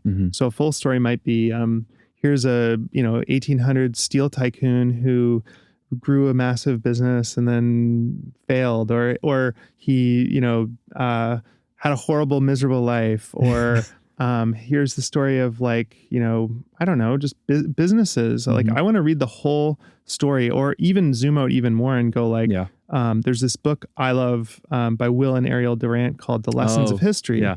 And it's this very small book. And it's basically saying like, we've had I think they had like a 50-year career as historians. And that book was the summation of everything that they had learned about the patterns of humanity. And so for me, instead of reading news, for example, like I watch Ken Burns documentaries a lot, and I watched the Ken Burns Vietnam documentary. That's unreal. It's intense, horrible, depressing, but really, really well done. Yeah, and it's fascinating. In it, a lot of it takes place in the late 1950s, 1960s, 1970s. And that was really a period where America was falling apart. Right. There's riots in the streets, there's civil unrest. You've got the hippie movement, you have, weird like socialism and communism ideas. And then you've got the old guard and, all this conservatism. And even like Nixon and Watergate and stuff. Yeah. And so having watched that and realized that, okay, we went through that period, and then all those people, all the hippies grew up and now they're the boomers, or, the boomers' parents or whatever. And that all worked out fine. They were like, free love and all this other stuff, but ultimately they kind of got their stuff together and organized the world. Yep. And I think people have funny concerns about like Gen Z or Gen X before that, and us before that, and whatever. And then also people feel like the world's falling apart. Yeah. And it's like, well, if you talk to someone in 1963, they would be like, oh my God, the red threat, communism, you've got nuclear war, we've got civil unrest, blah, blah, blah, blah. Like the kids are all doomed. Training. And I'll never forget, I read this book. Robert Greene has this phenomenal book called The Laws of Human Nature. And he talks about the generational cycle that occurs. And there's this great quote in it. It's like written on stone from like 200 BC or something. And it's like some philosopher saying, I worry the next generation is doomed because they are weak. and so like for me, spending my time on that gives me a lot of calm, seeing the chaos in the world today and going, I think we'll figure this out and I think everything will be okay. Does it mean I'm happy with it or complacent about it? No, but it does make me kind of realize like, no, we're in a cycle and like, this is normal. Like our society is in its teenage years right now. Right. And it's going to be dramatic for a bit and then things will cool down. It just gives you context. Do you also, you apply that to like, AI, it's been out for like, it's been out for a couple of years now. People like, should know it's changing the world. And like that can be scary in and of itself, or it's disruptive at least. When you're investing, do you sort of keep that mentality as well? It's like, I'm here for a long time horizon. Let me try and place this in similar industrial revolutions or other technological changes. What kind of comparisons do you draw on when you're investing with, technological changes like AI? Well, the AI one is so unique, right? I think the way I'm reading a book by Stuart Russell right now, who's he's a computer scientist, but he writes a lot about AI and kind of control and governance of it. And the way that he put it was, if people found out that there was an alien race that had sent us an email and said, hey, we're arriving on planet Earth in 2 years. Yeah. Right? Prepare yourselves. We would all be running around like chickens with our head cut off, panicking and preparing the nukes and everything else. And I think, AI could be that. I don't know that it is. It could be that, we just have little APIs that can make decisions like where to put my emails and all that kind of stuff. But if AI actually gets to a point where it's recursively self-improving, we have a very different, all bets are off, right? And I think there's a lot of different ways that could go. And so I'm not a big fan of when people say this time it's different, because usually it's not. But I think that this time is different. I hate to say it, but I think this time is different. And I've spent probably like 50% or more of my time over the last year or two on AI, really trying to get to the metal. Like I was at OpenAI 2 weeks ago. I talking to people at Anthropic, trying to get into as many people as I can that are high up in frontier models and really understanding what's going on there. And I don't know that, I think like it's very easy for people like that to get high on their own supply. Like you talk to any startup founder and they say, we're going to build the first $1 trillion company or whatever. Right. But what I'm hearing across the board from AGI researchers and people at Frontier Models is that this is inevitable, that in the next 2 to 3 years, basically we'll have PhD level intelligence across all realms of knowledge. And if you think about that, it's a little bit like finding out that, you have a brain that's like a vinyl record and like, digital music or Spotify is about to come out. And like, we're kind of going to be irrelevant in a lot of ways. And so if you just think about the different worlds, so the one world where scaling doesn't work or LLMs hit a bit of a wall and we just have what we have today, that could be highly disruptive, right? Because coding, vibe coding and all the competition stuff we talked about earlier, that's just kind of table stakes. I go like, that's going to happen. That's reality. And it's just about, the future's already here. It's just not evenly distributed. Right. Alan Kay, Beautiful. like it's just that, self-driving cars, AI, there's going to be some disruption but it'll be incredible opportunity. I think it'll be massive human flourishing and amazing. There's another world where it gets to, PhD level, but it's highly controllable and it's not self-aware and intelligent and all that stuff. Also amazing. We can go and solve, all sorts of physics problems and create massive technological innovation and cure cancer and other stuff. There's another world where it's just totally uncontrollable and crazy. Yeah. And I think those are honestly the 3 scenarios that I see. I don't know I don't see how it stops.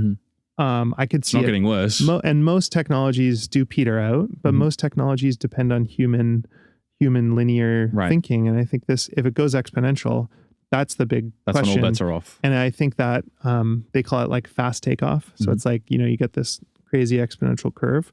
And if that happens, like as an investor, there's really not much you can do other than maybe owning, I was talking to a friend and he was like, Amazon, Microsoft, Berkshire Hathaway, own those 3 stocks and just like, that's your best bet. And like, but he was like, look, like we could be post-capitalism, right? If there's just total abundance because of AI, because none of us have to work, maybe, some weird alternative form of government exists and we all just hang out and play pickleball all day. Like that sounds kind of nice. Yeah. But yeah, that's kind of how I'm thinking about it. And again, I'm not, when I talk about this stuff, I feel a little bit like I'm, like a COVID researcher in 2019 and seeing the readouts and I'm like, oh, like, I'm not saying that's happening, but I am saying like, this could happen. And this is something that every investor on the face of the earth should be thinking about. I think every human should be thinking about. And I feel, it deserves a lot of thought. But I don't know there's that much to prepare for. Right. But the first one I talked about, that you can prepare for. Because that's kind of now. Yeah. You can just say like, based on everything that exists, and you just project that forward a little bit. Yeah. Which of my businesses could be affected and how should I prepare? Yeah. Would that, this is going to be a bad question when people ask you like, hey, if you started again today, would you have started an agency now knowing that? Well, I think, when you start, you have nothing. Yeah. And all you have is, what you're capable of doing and selling your time for. And I think that an agency, I always talk about, you want to build your launch pad before you build your rocket. Elon Musk had some pretty boring businesses first. He did like payments or something. Even before that, the directory, I think. He was a directory and then he did, Zip2. Yeah, it was Zip2 and then he did PayPal. And those, they're very innovative, interesting businesses, but they're not rocket companies. And then he, what I call build the launch pad, right? So that gave him $200 million to go build the launch pad. Then he went and did all the crazy stuff and changed the world. And I think on a more humble scale, most people should focus on getting $100,000 a year, which is the launch pad. The most important thing is if you're an entrepreneur, and I don't think everyone's an entrepreneur, it's only if you have the itch and you, revile being told what to do. Yeah. Like a very bad employee. I talk to a lot of young people and they say something like, like my mom is an entrepreneur and like, I kind of think I might want to do it, but do it. First I'm going to go work at Deloitte. And I'm always like, if you even say that, like, you're not an entrepreneur. Like, I'm sorry, like, don't do that. But so if you are an entrepreneur, though, I think it really comes down to, what's the easiest way to make $100,000 a year? Mhm. And there's good ways and bad ways to do that. The worst way is you just sell your time, and then you have $100,000 a year, but you don't have freedom. Right. I think an agency is great because you can sell time. You can build systems and hire other people to do some of the work you don't enjoy. But it's hard because it's very up and down and variable. As you know, I know you own an agency too. But it's very fast. Within a year, you can be making $1 million a year if you do it right. Right. If you build a software company, a lot of upfront investment, unless you know how to code and do it. Maybe you can now with AI. Bit of a slower burn, right? And there's a million other things. There's affiliate marketing. There's email newsletters. There's, that we could go down the list. Yeah. I think all of them have pros and cons. And ultimately, it just comes down to what is your skill set? Your natural tendencies. What's your affinity? And then within that, if you think, let's take the agency example. Why was I able to build, a multi-million-dollar agency over the course of 5 years, where many people don't do that? Most people have very low margin agencies that don't do work they're excited about. And I think the only thing that I did, and it was totally by accident, was I was making like local websites for like, small little companies like pulled pork barbecue joints. And like, I did like just random projects. And I got so lucky that I found this job board down in San Francisco for freelance jobs that all the startups were posting on. And they would say something like, hey, we need someone to contract for us to do this coding or build a website or whatever it was. And I just started emailing all of them. And then that got me into this circle where there was gold in those hills. Those were people that had raised millions of dollars that were cost insensitive. So, and they were doing exciting work. And so I was getting to do really cool work with really interesting people who are cost insensitive.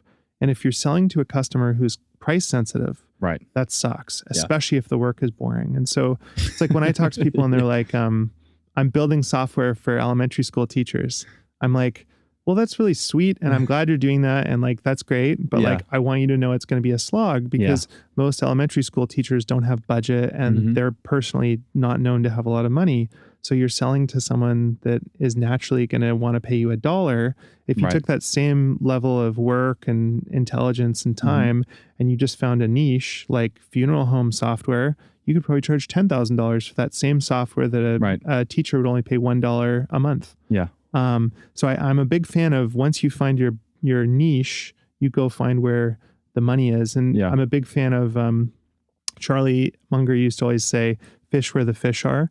And the idea there is like, don't go to the overfished pond, go off the beaten path and find your own pond. And I think that is the key. Like you could, even like when people say something like, it's so funny, people will be like, our agency's dead or, can you still make money doing email newsletters? And it's like, well, yeah, like there's money in everything. So like if you do an email newsletter, maybe you do an email newsletter for farmers in Texas who need a certain type of crop data that's highly valuable for them. Well, that's a good business, but is it a good business to do an email newsletter for retirees to share gossip? It's like, no, you can't monetize that, right?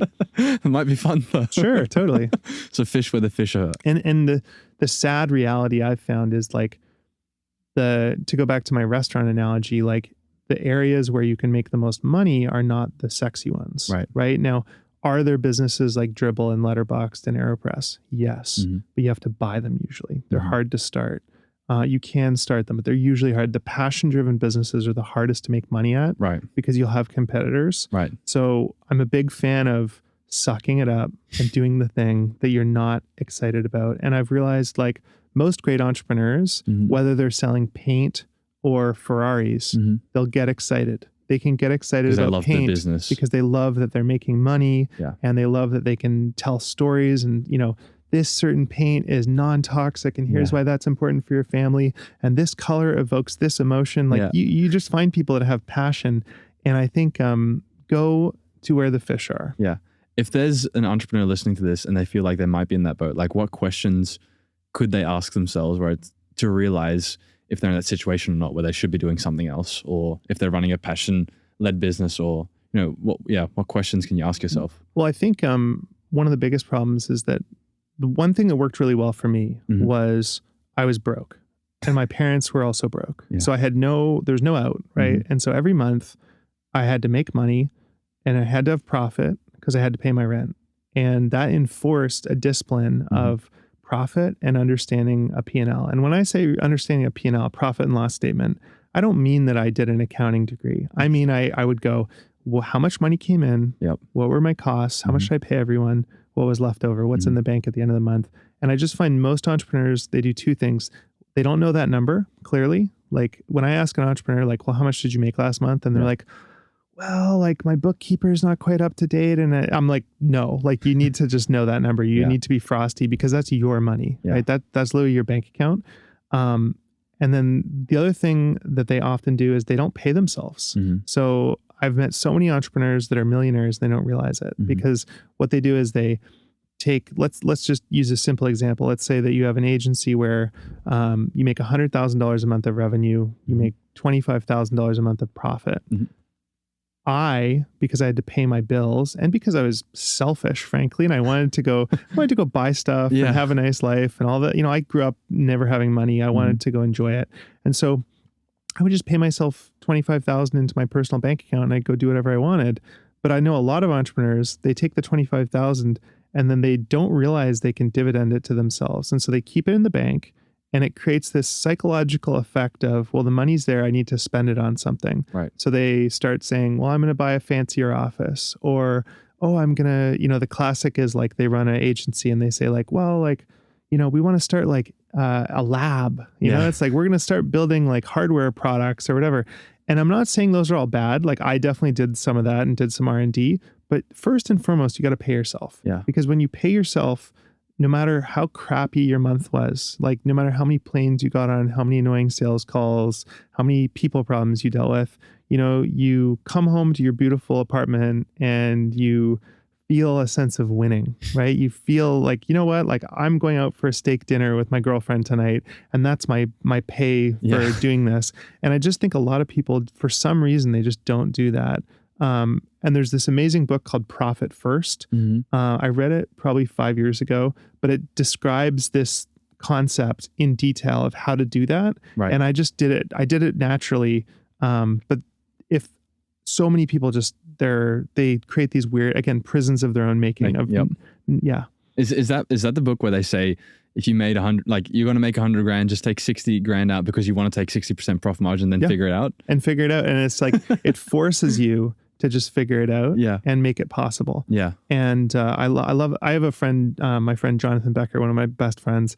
He runs an agency and he was doing this exact same thing. He would have 4 bank accounts, I think. And it was like, there's the operation or the payroll bank account. So he's like, okay, payroll's this, taxes are this, and then the Jonathan bank account, and that's profit. And it's just always split. And it's just always split. And he actually would keep it in different banks. So it'd be like the operating bank is Royal Bank of Canada, but all his personal profits go into BMO, and he doesn't look at it. It's just off of his mental radar. And again, it's like the psychological effect of in studies, when you eat off a big plate versus a small plate, you want to eat off a small plate. It makes you more efficient. I love that. Are there any?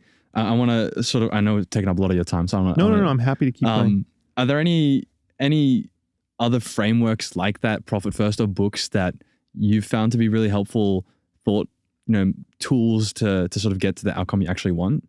I think the E-Myth by Michael Gerber, which is a bit cheesy, but really, really great. It's the basically a lot of what I was talking about not working. The story he gives in it is a hypothetical. He says, there's this woman who loves baking pies. And so she starts her own pie shop. That's her dream.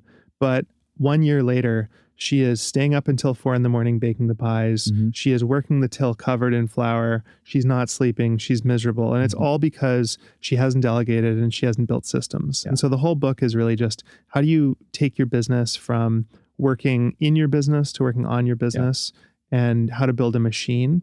I think thinking of your business as a machine that you are the engineer of versus a cog within is really critical. Getting things done. The productivity book, I think, is really important. There's a book I love called How to Get Everything You Can Out of What You've Got by Jay Abraham. Okay.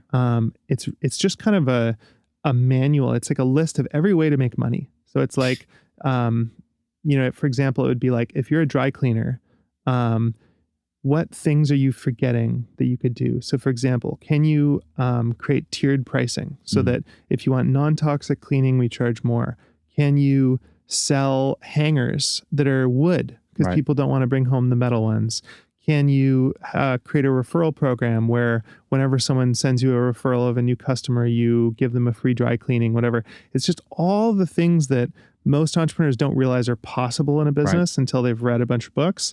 So I love that as just like, here's the menu of like all the ways to make money. I can choose this and add this to my business.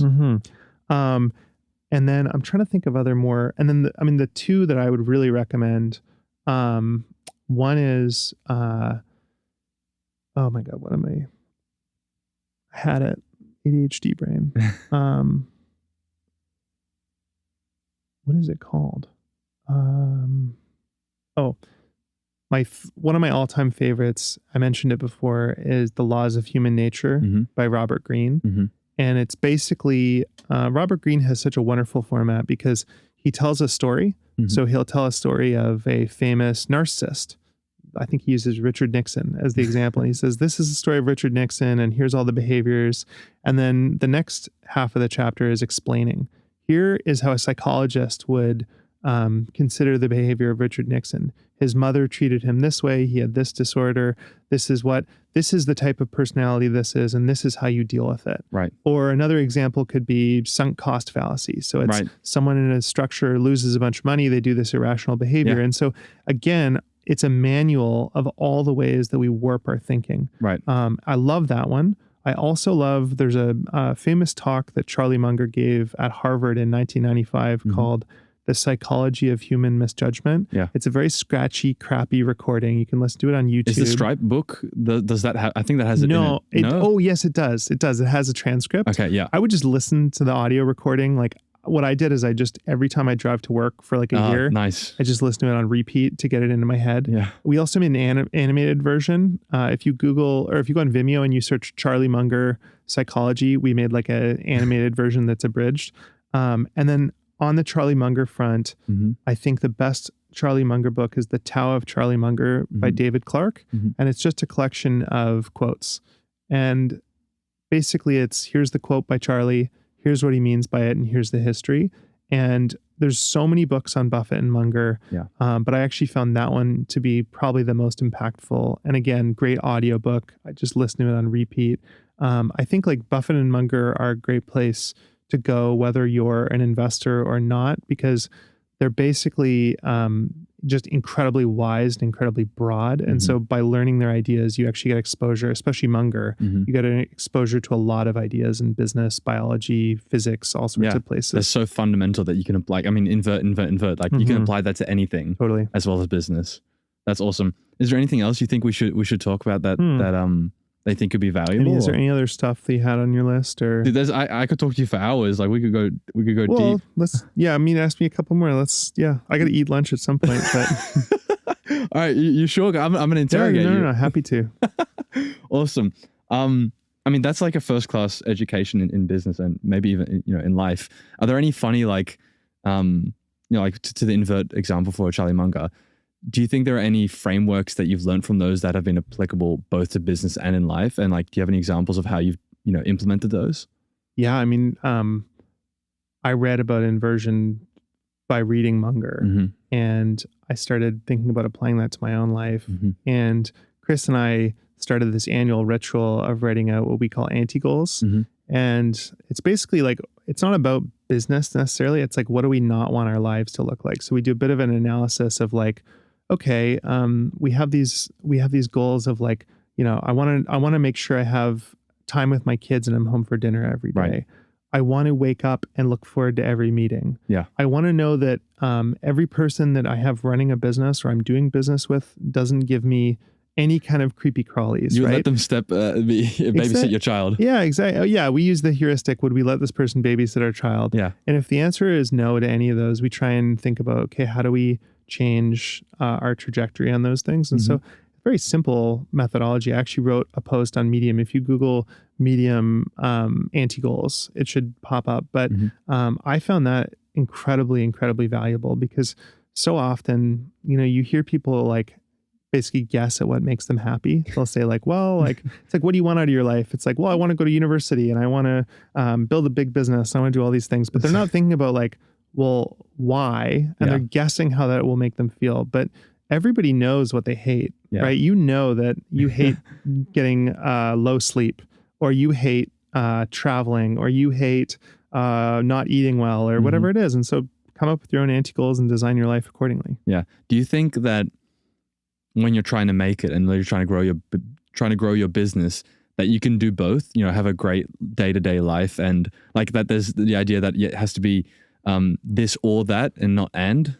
Well, so the like outrageous thing that I always say is like, I've worked 4-hour days for 20 years and I've built a big business. Now, have I, am I always kind of working, right? Am I always thinking about my business? Am I always texting, thinking about it? Yeah. But I'm a big fan of like, look, I worked from 10 to 2. Now I'm going to go play pickleball, and then I'm going to go hang out with my kids and have dinner, and I'm going to sleep, 9 hours or whatever I need, because I recognize that I really don't have that much juice. And are there times where I work more or less? For sure. But for me, I haven't found the need to do this crazy hustle culture stuff. Like, I don't understand, like, to me, like being a venture capitalist or being in private equity is like the chillest job. Like, most of what you should be doing is like reading, thinking, and then occasionally acting. And I think most of it is productivity theater, right? I think like, ultimately, there's different ways of doing deals. For example, it's like, when we buy a business, usually it's like, okay, I just had a founder email me. He goes, I want to sell my business, but I don't want to waste a bunch of time. And I said, well, I definitely won't waste your time. If you send me an email and you just show me a table, I want to see the last 5 years. I want to see the revenue, and I want to see the earnings. I want to see your dividends. How much did you guys pay out? And he sent me that, and he just sent me this, still in my inbox. I haven't done this yet. But what I'm going to do is just say, okay, I think the business is worth this. Send an offer. And if he says yes, we'll sign the letter, and then we'll say, okay, let's get this done. If he wants a bunch of legal work, sure, we'll do the legal work. But for the most part, like, we could do the deal in a week. There's no reason why we have to do this nightmarish, horrible process, right? And I think there's so much theater, going back to my experience of selling the business. Like, selling the business took 8 months. There was... It's insane. 30 hours of meetings, and, like, they dragged out the negotiation. They renegotiated multiple times. They, added all these legal terms. They wanted me to get life insurance. They wanted me to sign indemnity, like, all this stuff. And, Warren Buffett always goes like, look, if you're doing business with good people and you're good at assessing whether or not someone's a piece of garbage, then you don't need a contract. Or if you do, that's a problem, right? And so generally I subscribe to that. And, when we do a really big deal, frankly, usually driven by the realities of being a public company, or sometimes the founders just being like, no, this is my nest egg. I need like all this legal stuff. It slows everything down. But I just don't think you need to do a lot of this stuff. And so if you take a lot of that away, the business I sold, it was like, if I was buying it, I would be like, okay, like the business was in the Shopify space. I can look at the Shopify dashboard and look at the numbers. I can look at the Xero account and see all the numbers. I can see the cash flows. I can see the balance, I can see the bank accounts, like tick, tick, tick, tick.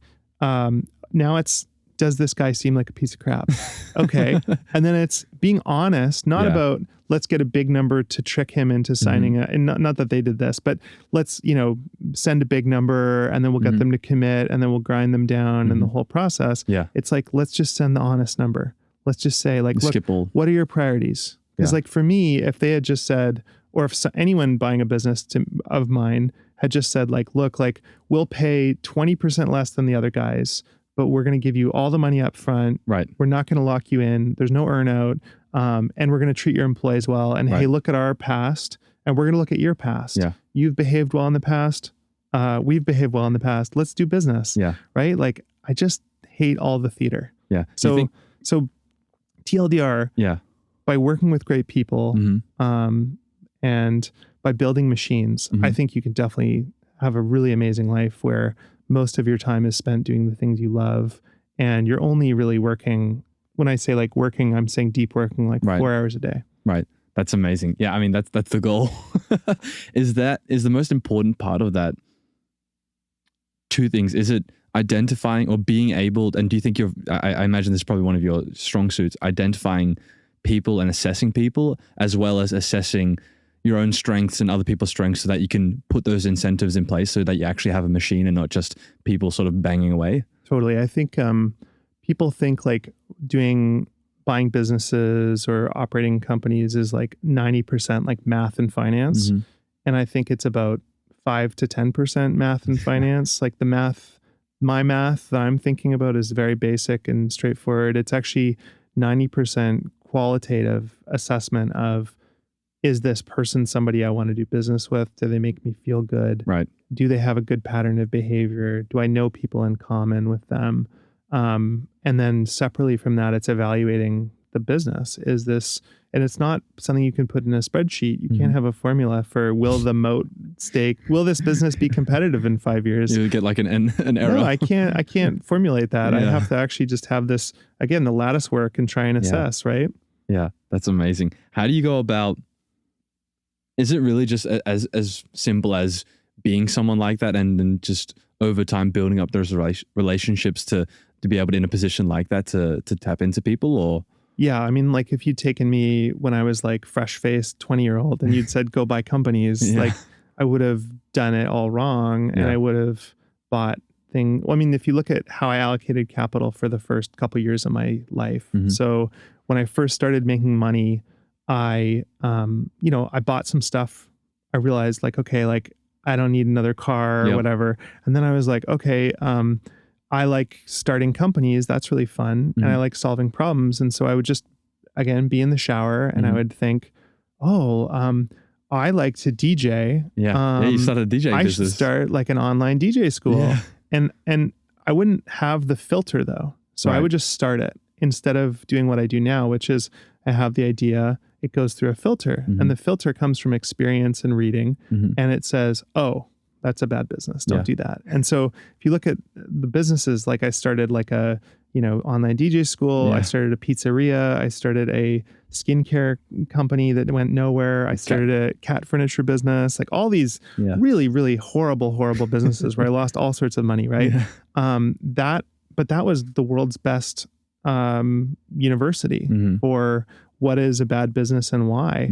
And so I think you kind of have to have that framework of experience. And also, I don't know that you can really assess good people until you've dealt with bad people. Like I've had some of those experiences where I've been defrauded. I've had people lie to me. I've had the creepy crawly feeling with people and not trusted it and thought, oh, that's just, dismiss myself.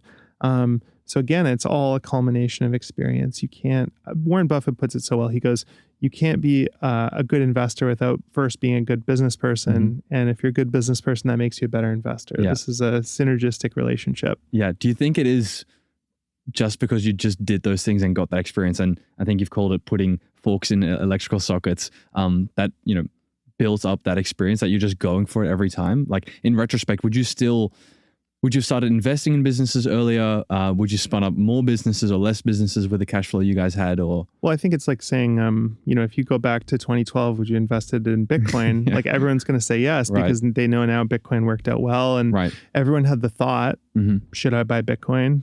I remember me and a friend got excited about Bitcoin, and we started.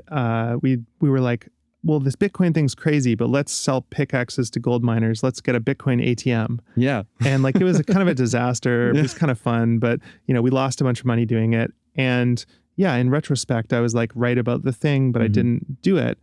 But it's also possible that in a counterfactual universe where Bitcoin didn't go, or we were doing Dogecoin or Litecoin or whatever. Right. We just picked the wrong one. We did do the right thing. So yes, of course, with experience, would I go back and do things differently? But I think mostly it's, what am I going to do going forward? Yeah. And I think I have enough of a framework now to understand what the best ways to say yes are. So like even when I'm doing venture investing or anything, the only reason I can now assess a good venture investment is because I've lost tons of money on all sorts of duds. And often it was stuff like, wow, I love this idea. The founder I don't love, but this idea is great. Whereas what I've learned now is the founder's great. Everything else will be fine, even if the idea is terrible. It's downstream. So yeah, it's all experience. Yeah. Is that, I mean, you still launch a couple of businesses every year now, I think, like maybe 2 or 3, maybe more. Do you now use those different frameworks when deciding on how to launch those or who to launch them with or what ideas? Yeah. I mean, the biggest thing is realizing nothing will go anywhere if I run it because I've got a day job, right? So the way I look at it is my day job is running Tiny. That's where most of my net worth is. My hobby is venture investing and starting businesses. And I mostly do that because by venture investing, I got exposure to interesting young entrepreneurs. I meet interesting people. I sometimes meet people who, if the business doesn't work, maybe we can buy it or partner with them or something like that. And there is something about just staying fresh in that way. On the business starting side, that is a chance to use the tools. Yeah. So for example, like I started using ChatGPT to like dress better. So I basically, you tweeted this. This is like great. I basically take a photo with ChatGPT and I'm like, hey, roast me. Like, tell me what, does this look dorky? Do these jeans fit properly? Whatever. And it started making good recommendations. And I was like, oh, like this could be an app. Like, I don't know that many people will go to the lengths I did to prompt it and do all this work. And so, I used a bunch of AI tools to start building it. And then I partnered with a friend of mine and we started using all the APIs. And it mostly was an exercise in how do the tools work, what's possible. But even that, it's like very quickly, I'm basically like, this is just an expensive education. Right. Like, unless I find someone amazing to take the reins of it, it's not going to go anywhere. And so I think people really, I think from the outside, I think a lot of people misunderstand me, right? Because if you look at me on Twitter, it's like, oh, he's like doing all these things. And it's like, no, I'm just dicking around with that stuff, right? To learn. Yeah. Like what I'm actually doing is buying companies. Yeah. Right. That's just all the That's not what everyone sees. That's like me talking. I'm like the investor talking about how they play bridge or pickleball, right? It's like, that's a pastime. Yeah. That's amazing. Top 10 in the world in pickleball. Sure. Yeah. I wish. Yeah. Yeah. Is when talking about Twitter, like one thing that I'm going to go away after this and take some notes and listen back to this and just takeaways for myself. I think 2 things that come to mind as related to that is the importance of, putting yourself out there and meeting people and being systematic about getting those interactions. How has Twitter specifically, because I know you've talked about like in 2020, you started tweeting more, doing more podcasts and things like that. Like how has that impacted your investing in terms of like deal flow and as well as just, your personal life, being able to, host this conference and things like that? Well, I think the magic, I remember when I was younger and lesser known, I would have to go to TED to meet the interesting person. And then when I meet the person, I have to give a really compelling pitch, right? So you have to get really good at telling your personal story and figuring out, okay, this person is in science. So how do I tell my story in a way that'll be exciting for a scientist? Or this is an older business person. Now I got to calibrate and whatever. And what I found is cool is through Twitter and the book and podcasts and stuff, my name gets out there enough that people might have a sense for me.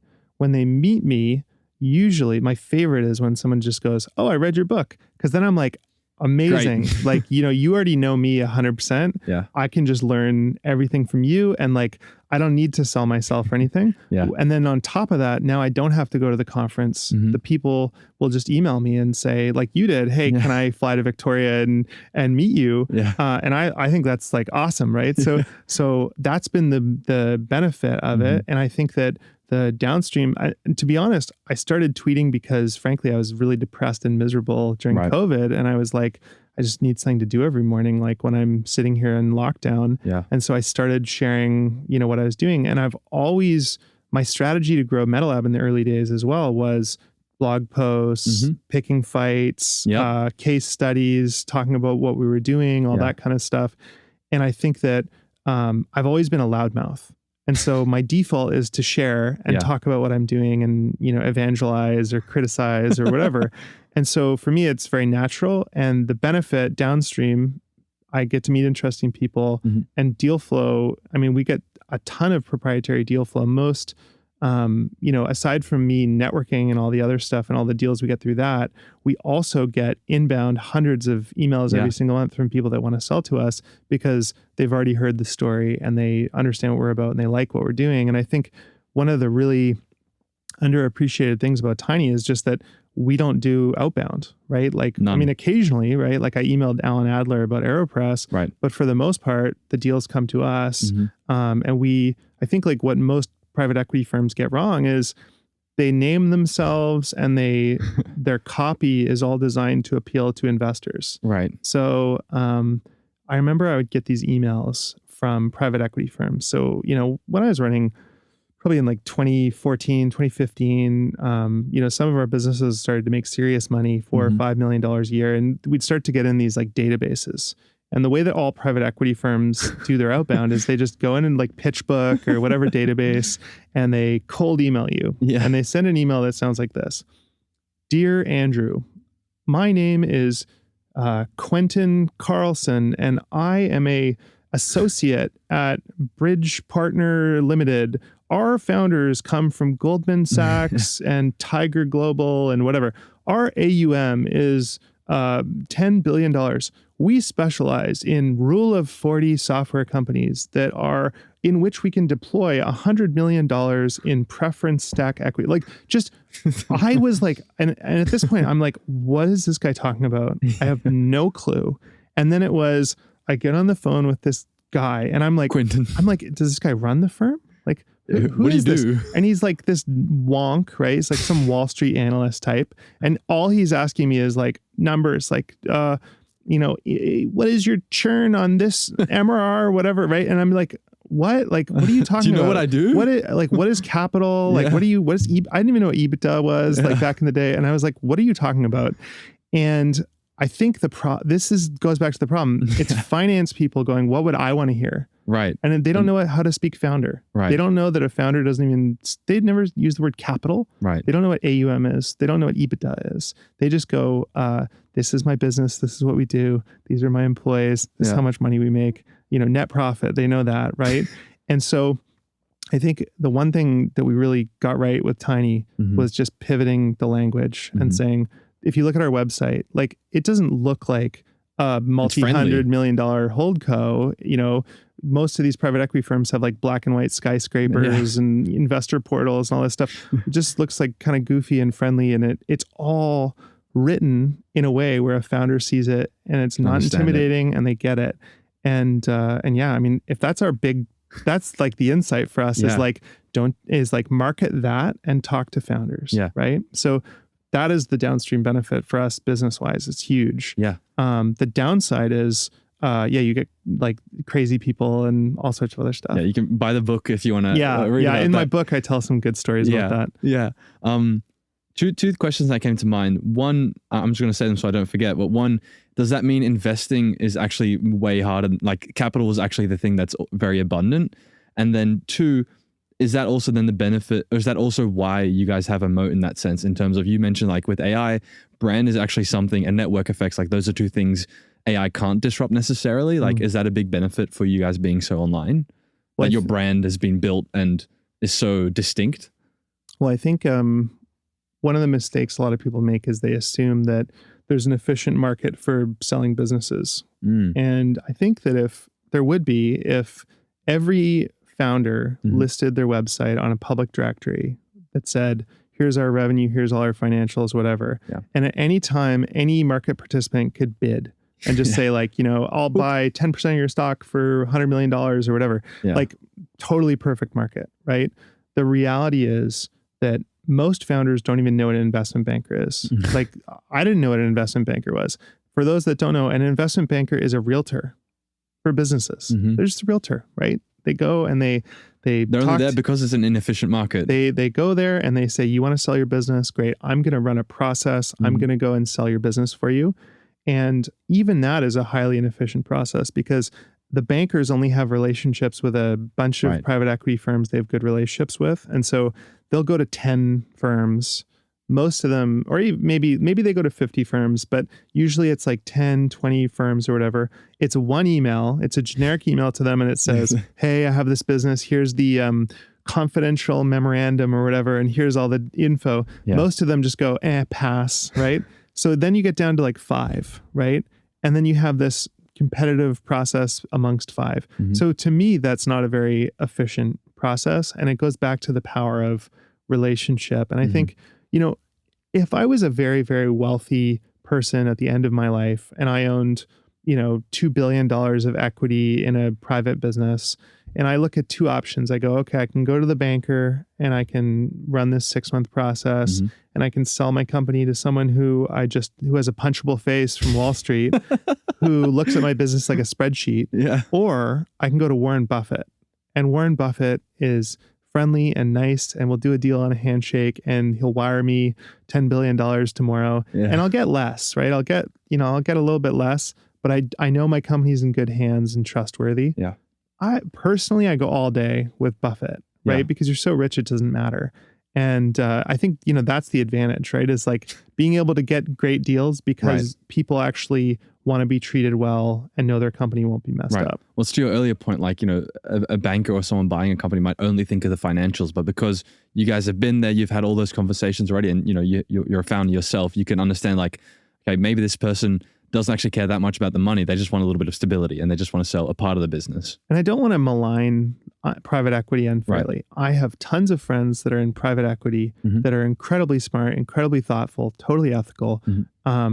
I'm more criticizing their approach. I just think the approach is backwards. It is just so bizarre to me that they pitch themselves in this way, and they hire people in suits to try and buy businesses in the Midwest. You know what I mean? Like, it's just weird. Yeah. And I mean, Brent is a great example. He's doing the exact same thing we are, but just in brick and mortar businesses. And he's straightforward. He's written a book that's like down to earth. Like, he's just a guy, right? Yeah. I think that's an unfair advantage. Yeah. Are there any problems that you see? Like, you mentioned if you could have every business giving all their data all at once, like that'd be a pretty cool data set and pretty cool business. Are there any problems that you see that you'd want to have solved in that buying process, or anything unrelated to brand and network? Any opportunities? I'm just curious. Well, there's something called Companies House in the England. UK. Yeah. And they actually do require all companies over a certain scale to do that. So there kind of are some of these databases, but I think they get picked over. In terms of a problem I would love to see resolved, I mean, legal is a huge inefficiency. One of the funniest things I find is, whether we're working on $100 million deal or a $1 million deal, the legal bill always somehow manages to be between 0.5% and 1% of the total deal size, even though the legal work is the same, right? It's like the same number of documents, whatever.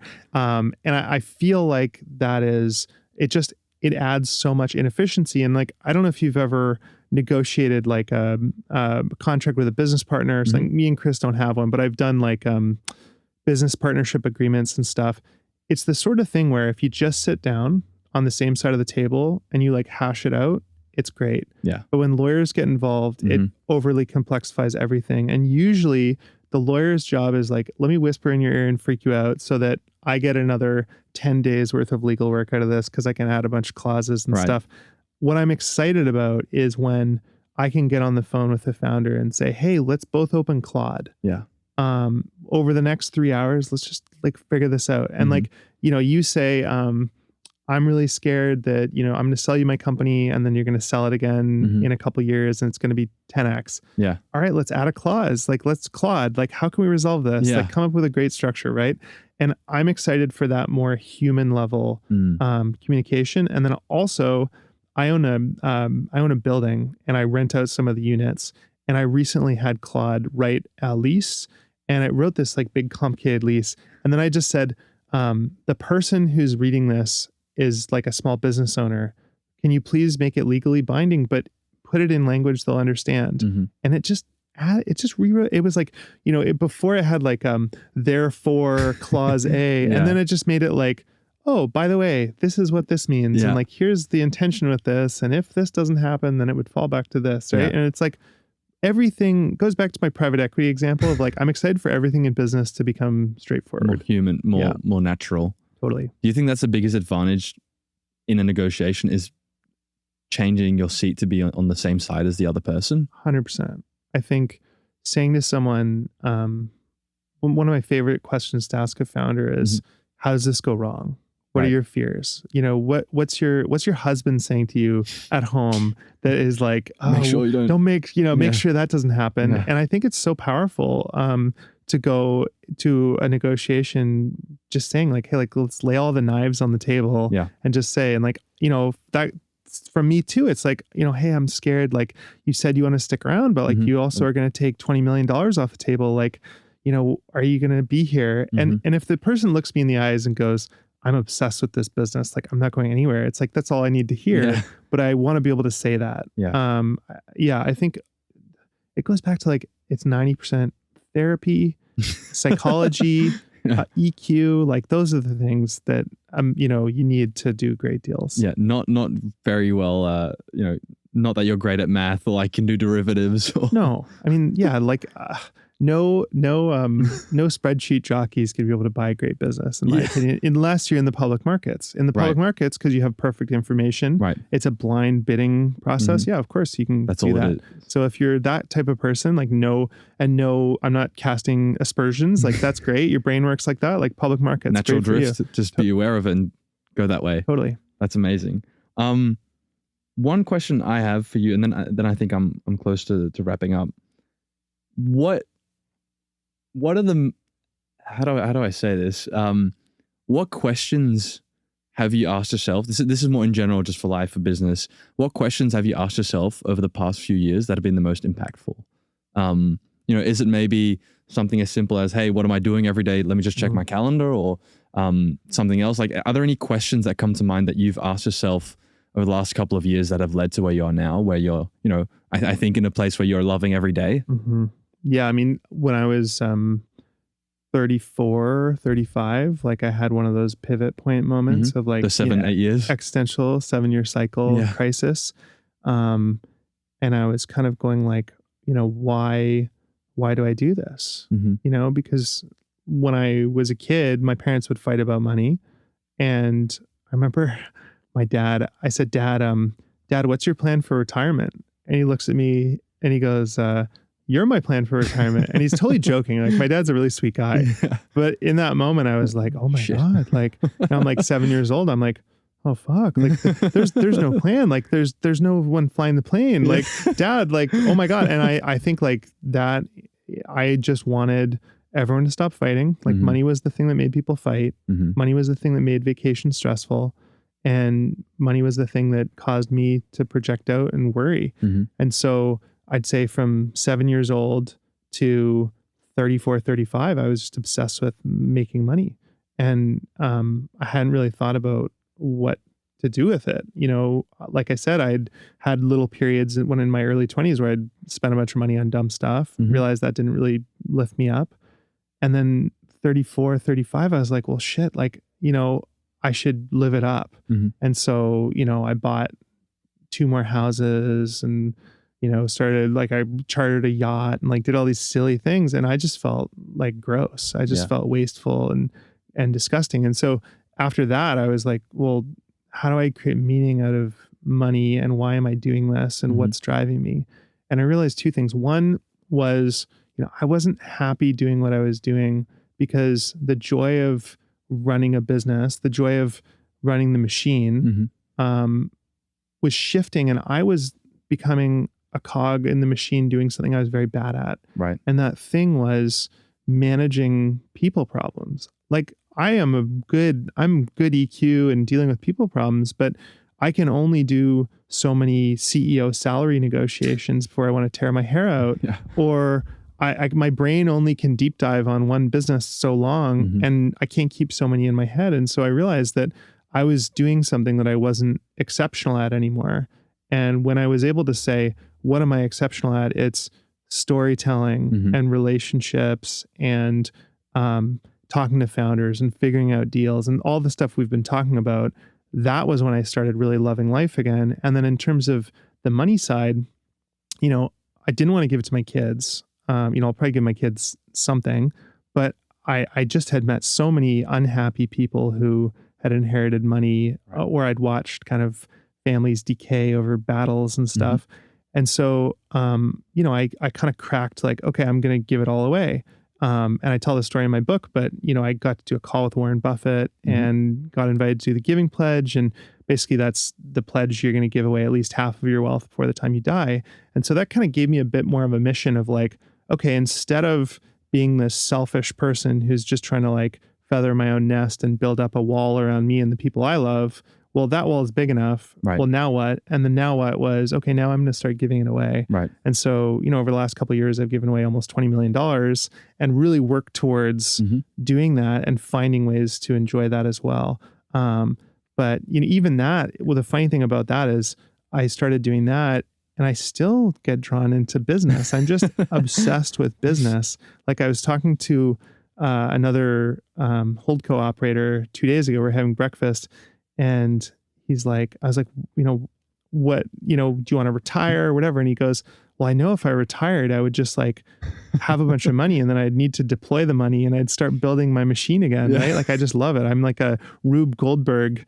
I build Rube Goldberg machines. And so I've just kind of leaned into that. I'm like, okay, I'm building the Rube Goldberg machine. I love business. I love entrepreneurs. That's my world. And then fortunately, my girlfriend, my partner, she runs the foundation and she's amazing at giving away money. And so we have a nice partnership. And so, I'm still muddling through that, but it has given me a sense of, a rewritten narrative. Right. And I think that rewritten narrative was important because I think 4 or 5 years ago, I was feeling quite empty, selfish, unhappy at work and not in my zone. I wasn't in my lane. You were a cog instead of working on the 100%, machine. Yeah. That's amazing. One question, what's the favorite philanthropy thing you've been doing recently? Like what's the most? Well, there's two different ones that I really love. So one is very tangible. So I kind of think of it as a stock portfolio. So there's things that you bet on that are like growth companies, like future opportunity. And that's where like we invested, the foundation invested in Clotho, which is like a really potentially breakthrough treatment for Alzheimer's, which I have quite a bit of in my family. So quite passionate about that. On the flip side, so that's like a future bet, right? Of something that could profoundly impact the world and benefit people in 20 years or something. Right. On the more tangible side, we do trachoma surgeries. So we donate to Sight Savers, which is in Africa. And basically, in certain African countries and other places around the world, people will get this form. It's almost like pink eye. It's like a horrific pink eye, but they don't get treatment for it. And the only way to treat it is actually to get this special surgery if it's not eliminated quickly enough. And what ends up happening is something that's as simple as pink eye ruins someone's life. And when I talk about ruining someone's life, I mean they can't work, they are not able to care for their kids, like very, very bad situations. And so for, I believe it's about $750 a pop, you pay for these trachoma surgeries. And I find that really, really satisfying because on one hand, I'm doing something that's really tangible, changing people's lives. And yes, very clear. It's somewhere else in the world and I'm probably never going to meet those people, but I know I'm doing some good. And then on the other side, I'm making these more long-term bets. Another really funny one, this one I don't do through the foundation because I haven't figured out it's not really, it's kind of more just me being like goofy. I have, so my whole life, I've never been able to burp. What? Yeah. Imagine like not being able to fart. Like you just, every day that'd be kind of nice though. Well, no, it would be nice until you're just bloated. That's true. Every meal. And so what would happen for me is, when I was about 24, I started getting, every day I get, my whole life, like if I drank like beer or pop, I would just feel horrible. I'd just feel bloated and I'd get these horrible gurgles, really embarrassing, like almost like a velociraptor noises. Like, what so I'd be on a date and I, go in for a kiss and right? Like very, very, very embarrassing. And, but in the beginning, it was just kind of funny. It was like, oh, I can't burp. And I'd say to my doctor and he'd go, you're probably burping. You just don't know, whatever. And so, but at about 24, 25, that turned into horrific acid reflux. So every day I'd get this pressure and I'd just get this horrible acid reflux. And so it sent me on this journey of just like, what is this? How do I get rid of it? And I tried taking every medication and nothing worked. And they'd look at me and they go, you're 26, you're not overweight, you don't smoke, you don't really drink. Like what's the deal? And no one could figure it out. And then one day on one of my like many, like literally I'd spend every night, like 3 hours at night, just like reading all the scientific literature, trying to figure out this acid reflux because it was ruining my life. And I thought about, I can't burp. I wonder if there's something to that. And so I Googled it. I just Googled, I can't burp. And this subreddit came up called No Burp. And I realized that there's like hundreds of people that are all on there and they're all saying like, oh my God, I get these dino gurgles and this pressure and I feel horrible. And I was so excited because there was like 20 people in the world who had gone to Chicago. And there's this one ENT named Dr. Robert Bastian who had figured out that it was caused by your cricopharyngeal muscle in your throat being too tight. And so what he started doing is putting you under, going in endoscopically and injecting Botox into the muscle that relaxes it and allows you to burp. And so I flew to Chicago. I got this procedure done. I stopped getting acid reflux, and now I can let out these like massive burps. like fortunately, I'm not drinking a bubbly right now, but like I usually I can't stop. I just keep burping. And it's amazing, right? It changed my life. And it sounds goofy because it's like, oh, it's burping. But that's painful. It ruins people's lives. Like it ruins people's lives. And especially in Canada, most doctors will not take you seriously. Very few people are aware of this disorder. And so what I started doing is posting on Reddit threads and just saying, anyone in Canada who needs this, I'll pay. Like, just go. And so I think I've paid for 10 or 15 people now to go and get this surgery. And I just love, like, it's so paying it forward. Yeah, it's so relatable when you're fixing their problem that you had. Totally. I don't want to like, to be like, oh yeah, my philanthropy is all like burp surgeries. So like, we also are doing a lot of work. So we've funded a bunch of stuff around addiction, specifically like researching novel compounds to treat addiction. And there's some interesting work there. A lot of stuff through Stanford. We're funding rapamycin research, which is like a longevity drug in dogs. Specifically, they're doing this very large study to see if it extends lifespans in dogs and then moving it to humans potentially. So that very interesting, like potential intervention to extend lifespan by, say, an extra 10 years. That's huge. A lot of work on treatment-resistant depression. And then my girlfriend is mostly focused on nonprofit reform. To kind of like summarize her idea, it's you can't change the world by paying people McDonald's wages, because the unfortunate reality is that in most nonprofits, they pay half of what they do in the private sector. And you can't get, you can't keep great people there. Yeah. I think you say in your book, like that she mentioned that the turnovers, I don't know what it was, but it's like incredibly high for the employees. I mean, if you can't buy a house, you're not going to stay there. And I just think that it's a sad thing when you have this really ambitious goal. A lot of these nonprofits are doing incredible work. And I understand that, look, it's hard to allocate capital to salaries when someone is struggling and they need to help them. Right. But ultimately, it's one of those realizations we all have that if the business is going to grow, you got to pay people really well. And so she's working a lot on that and trying to figure out models of can you show that if you pay your people well, the outcome is actually more successful and you help more people. Yeah, that actually get the result of the nonprofit. The hard part with philanthropy, though, is there's no profit. Yeah, there's no objective measurement of how it's going. Like if you go to a business conference and you talk to 10 of the world's most successful people, you went one by one and you just interviewed them and you said, tell me the 3 key things to having a success in business. They would probably tell you 3 similar things, maybe a bit different for each, but you'd hear some themes. As part of the Giving Pledge, I've gotten to meet all sorts of amazing philanthropists, some people giving away over $1 billion a year, and everyone says something different, and all of them say it's hard. And often I don't know how to measure it. And I think that's a bit scary, right? Yeah. You're deploying these huge amounts of capital into something and there's no objective measure. And that does go back to why I do enjoy, while most of our bets are not the trachoma surgeries, I do like having a little bit of that, or a little bit measurable. of, even a little bit of local, we do quite a bit of local philanthropy as well, just because it's something, objective. This is a barbell strategy, right? Like you're going for the big high growth bets that you might never happen, but you're not sort of directly related to or anything like that. Totally. And then something more local. That's awesome.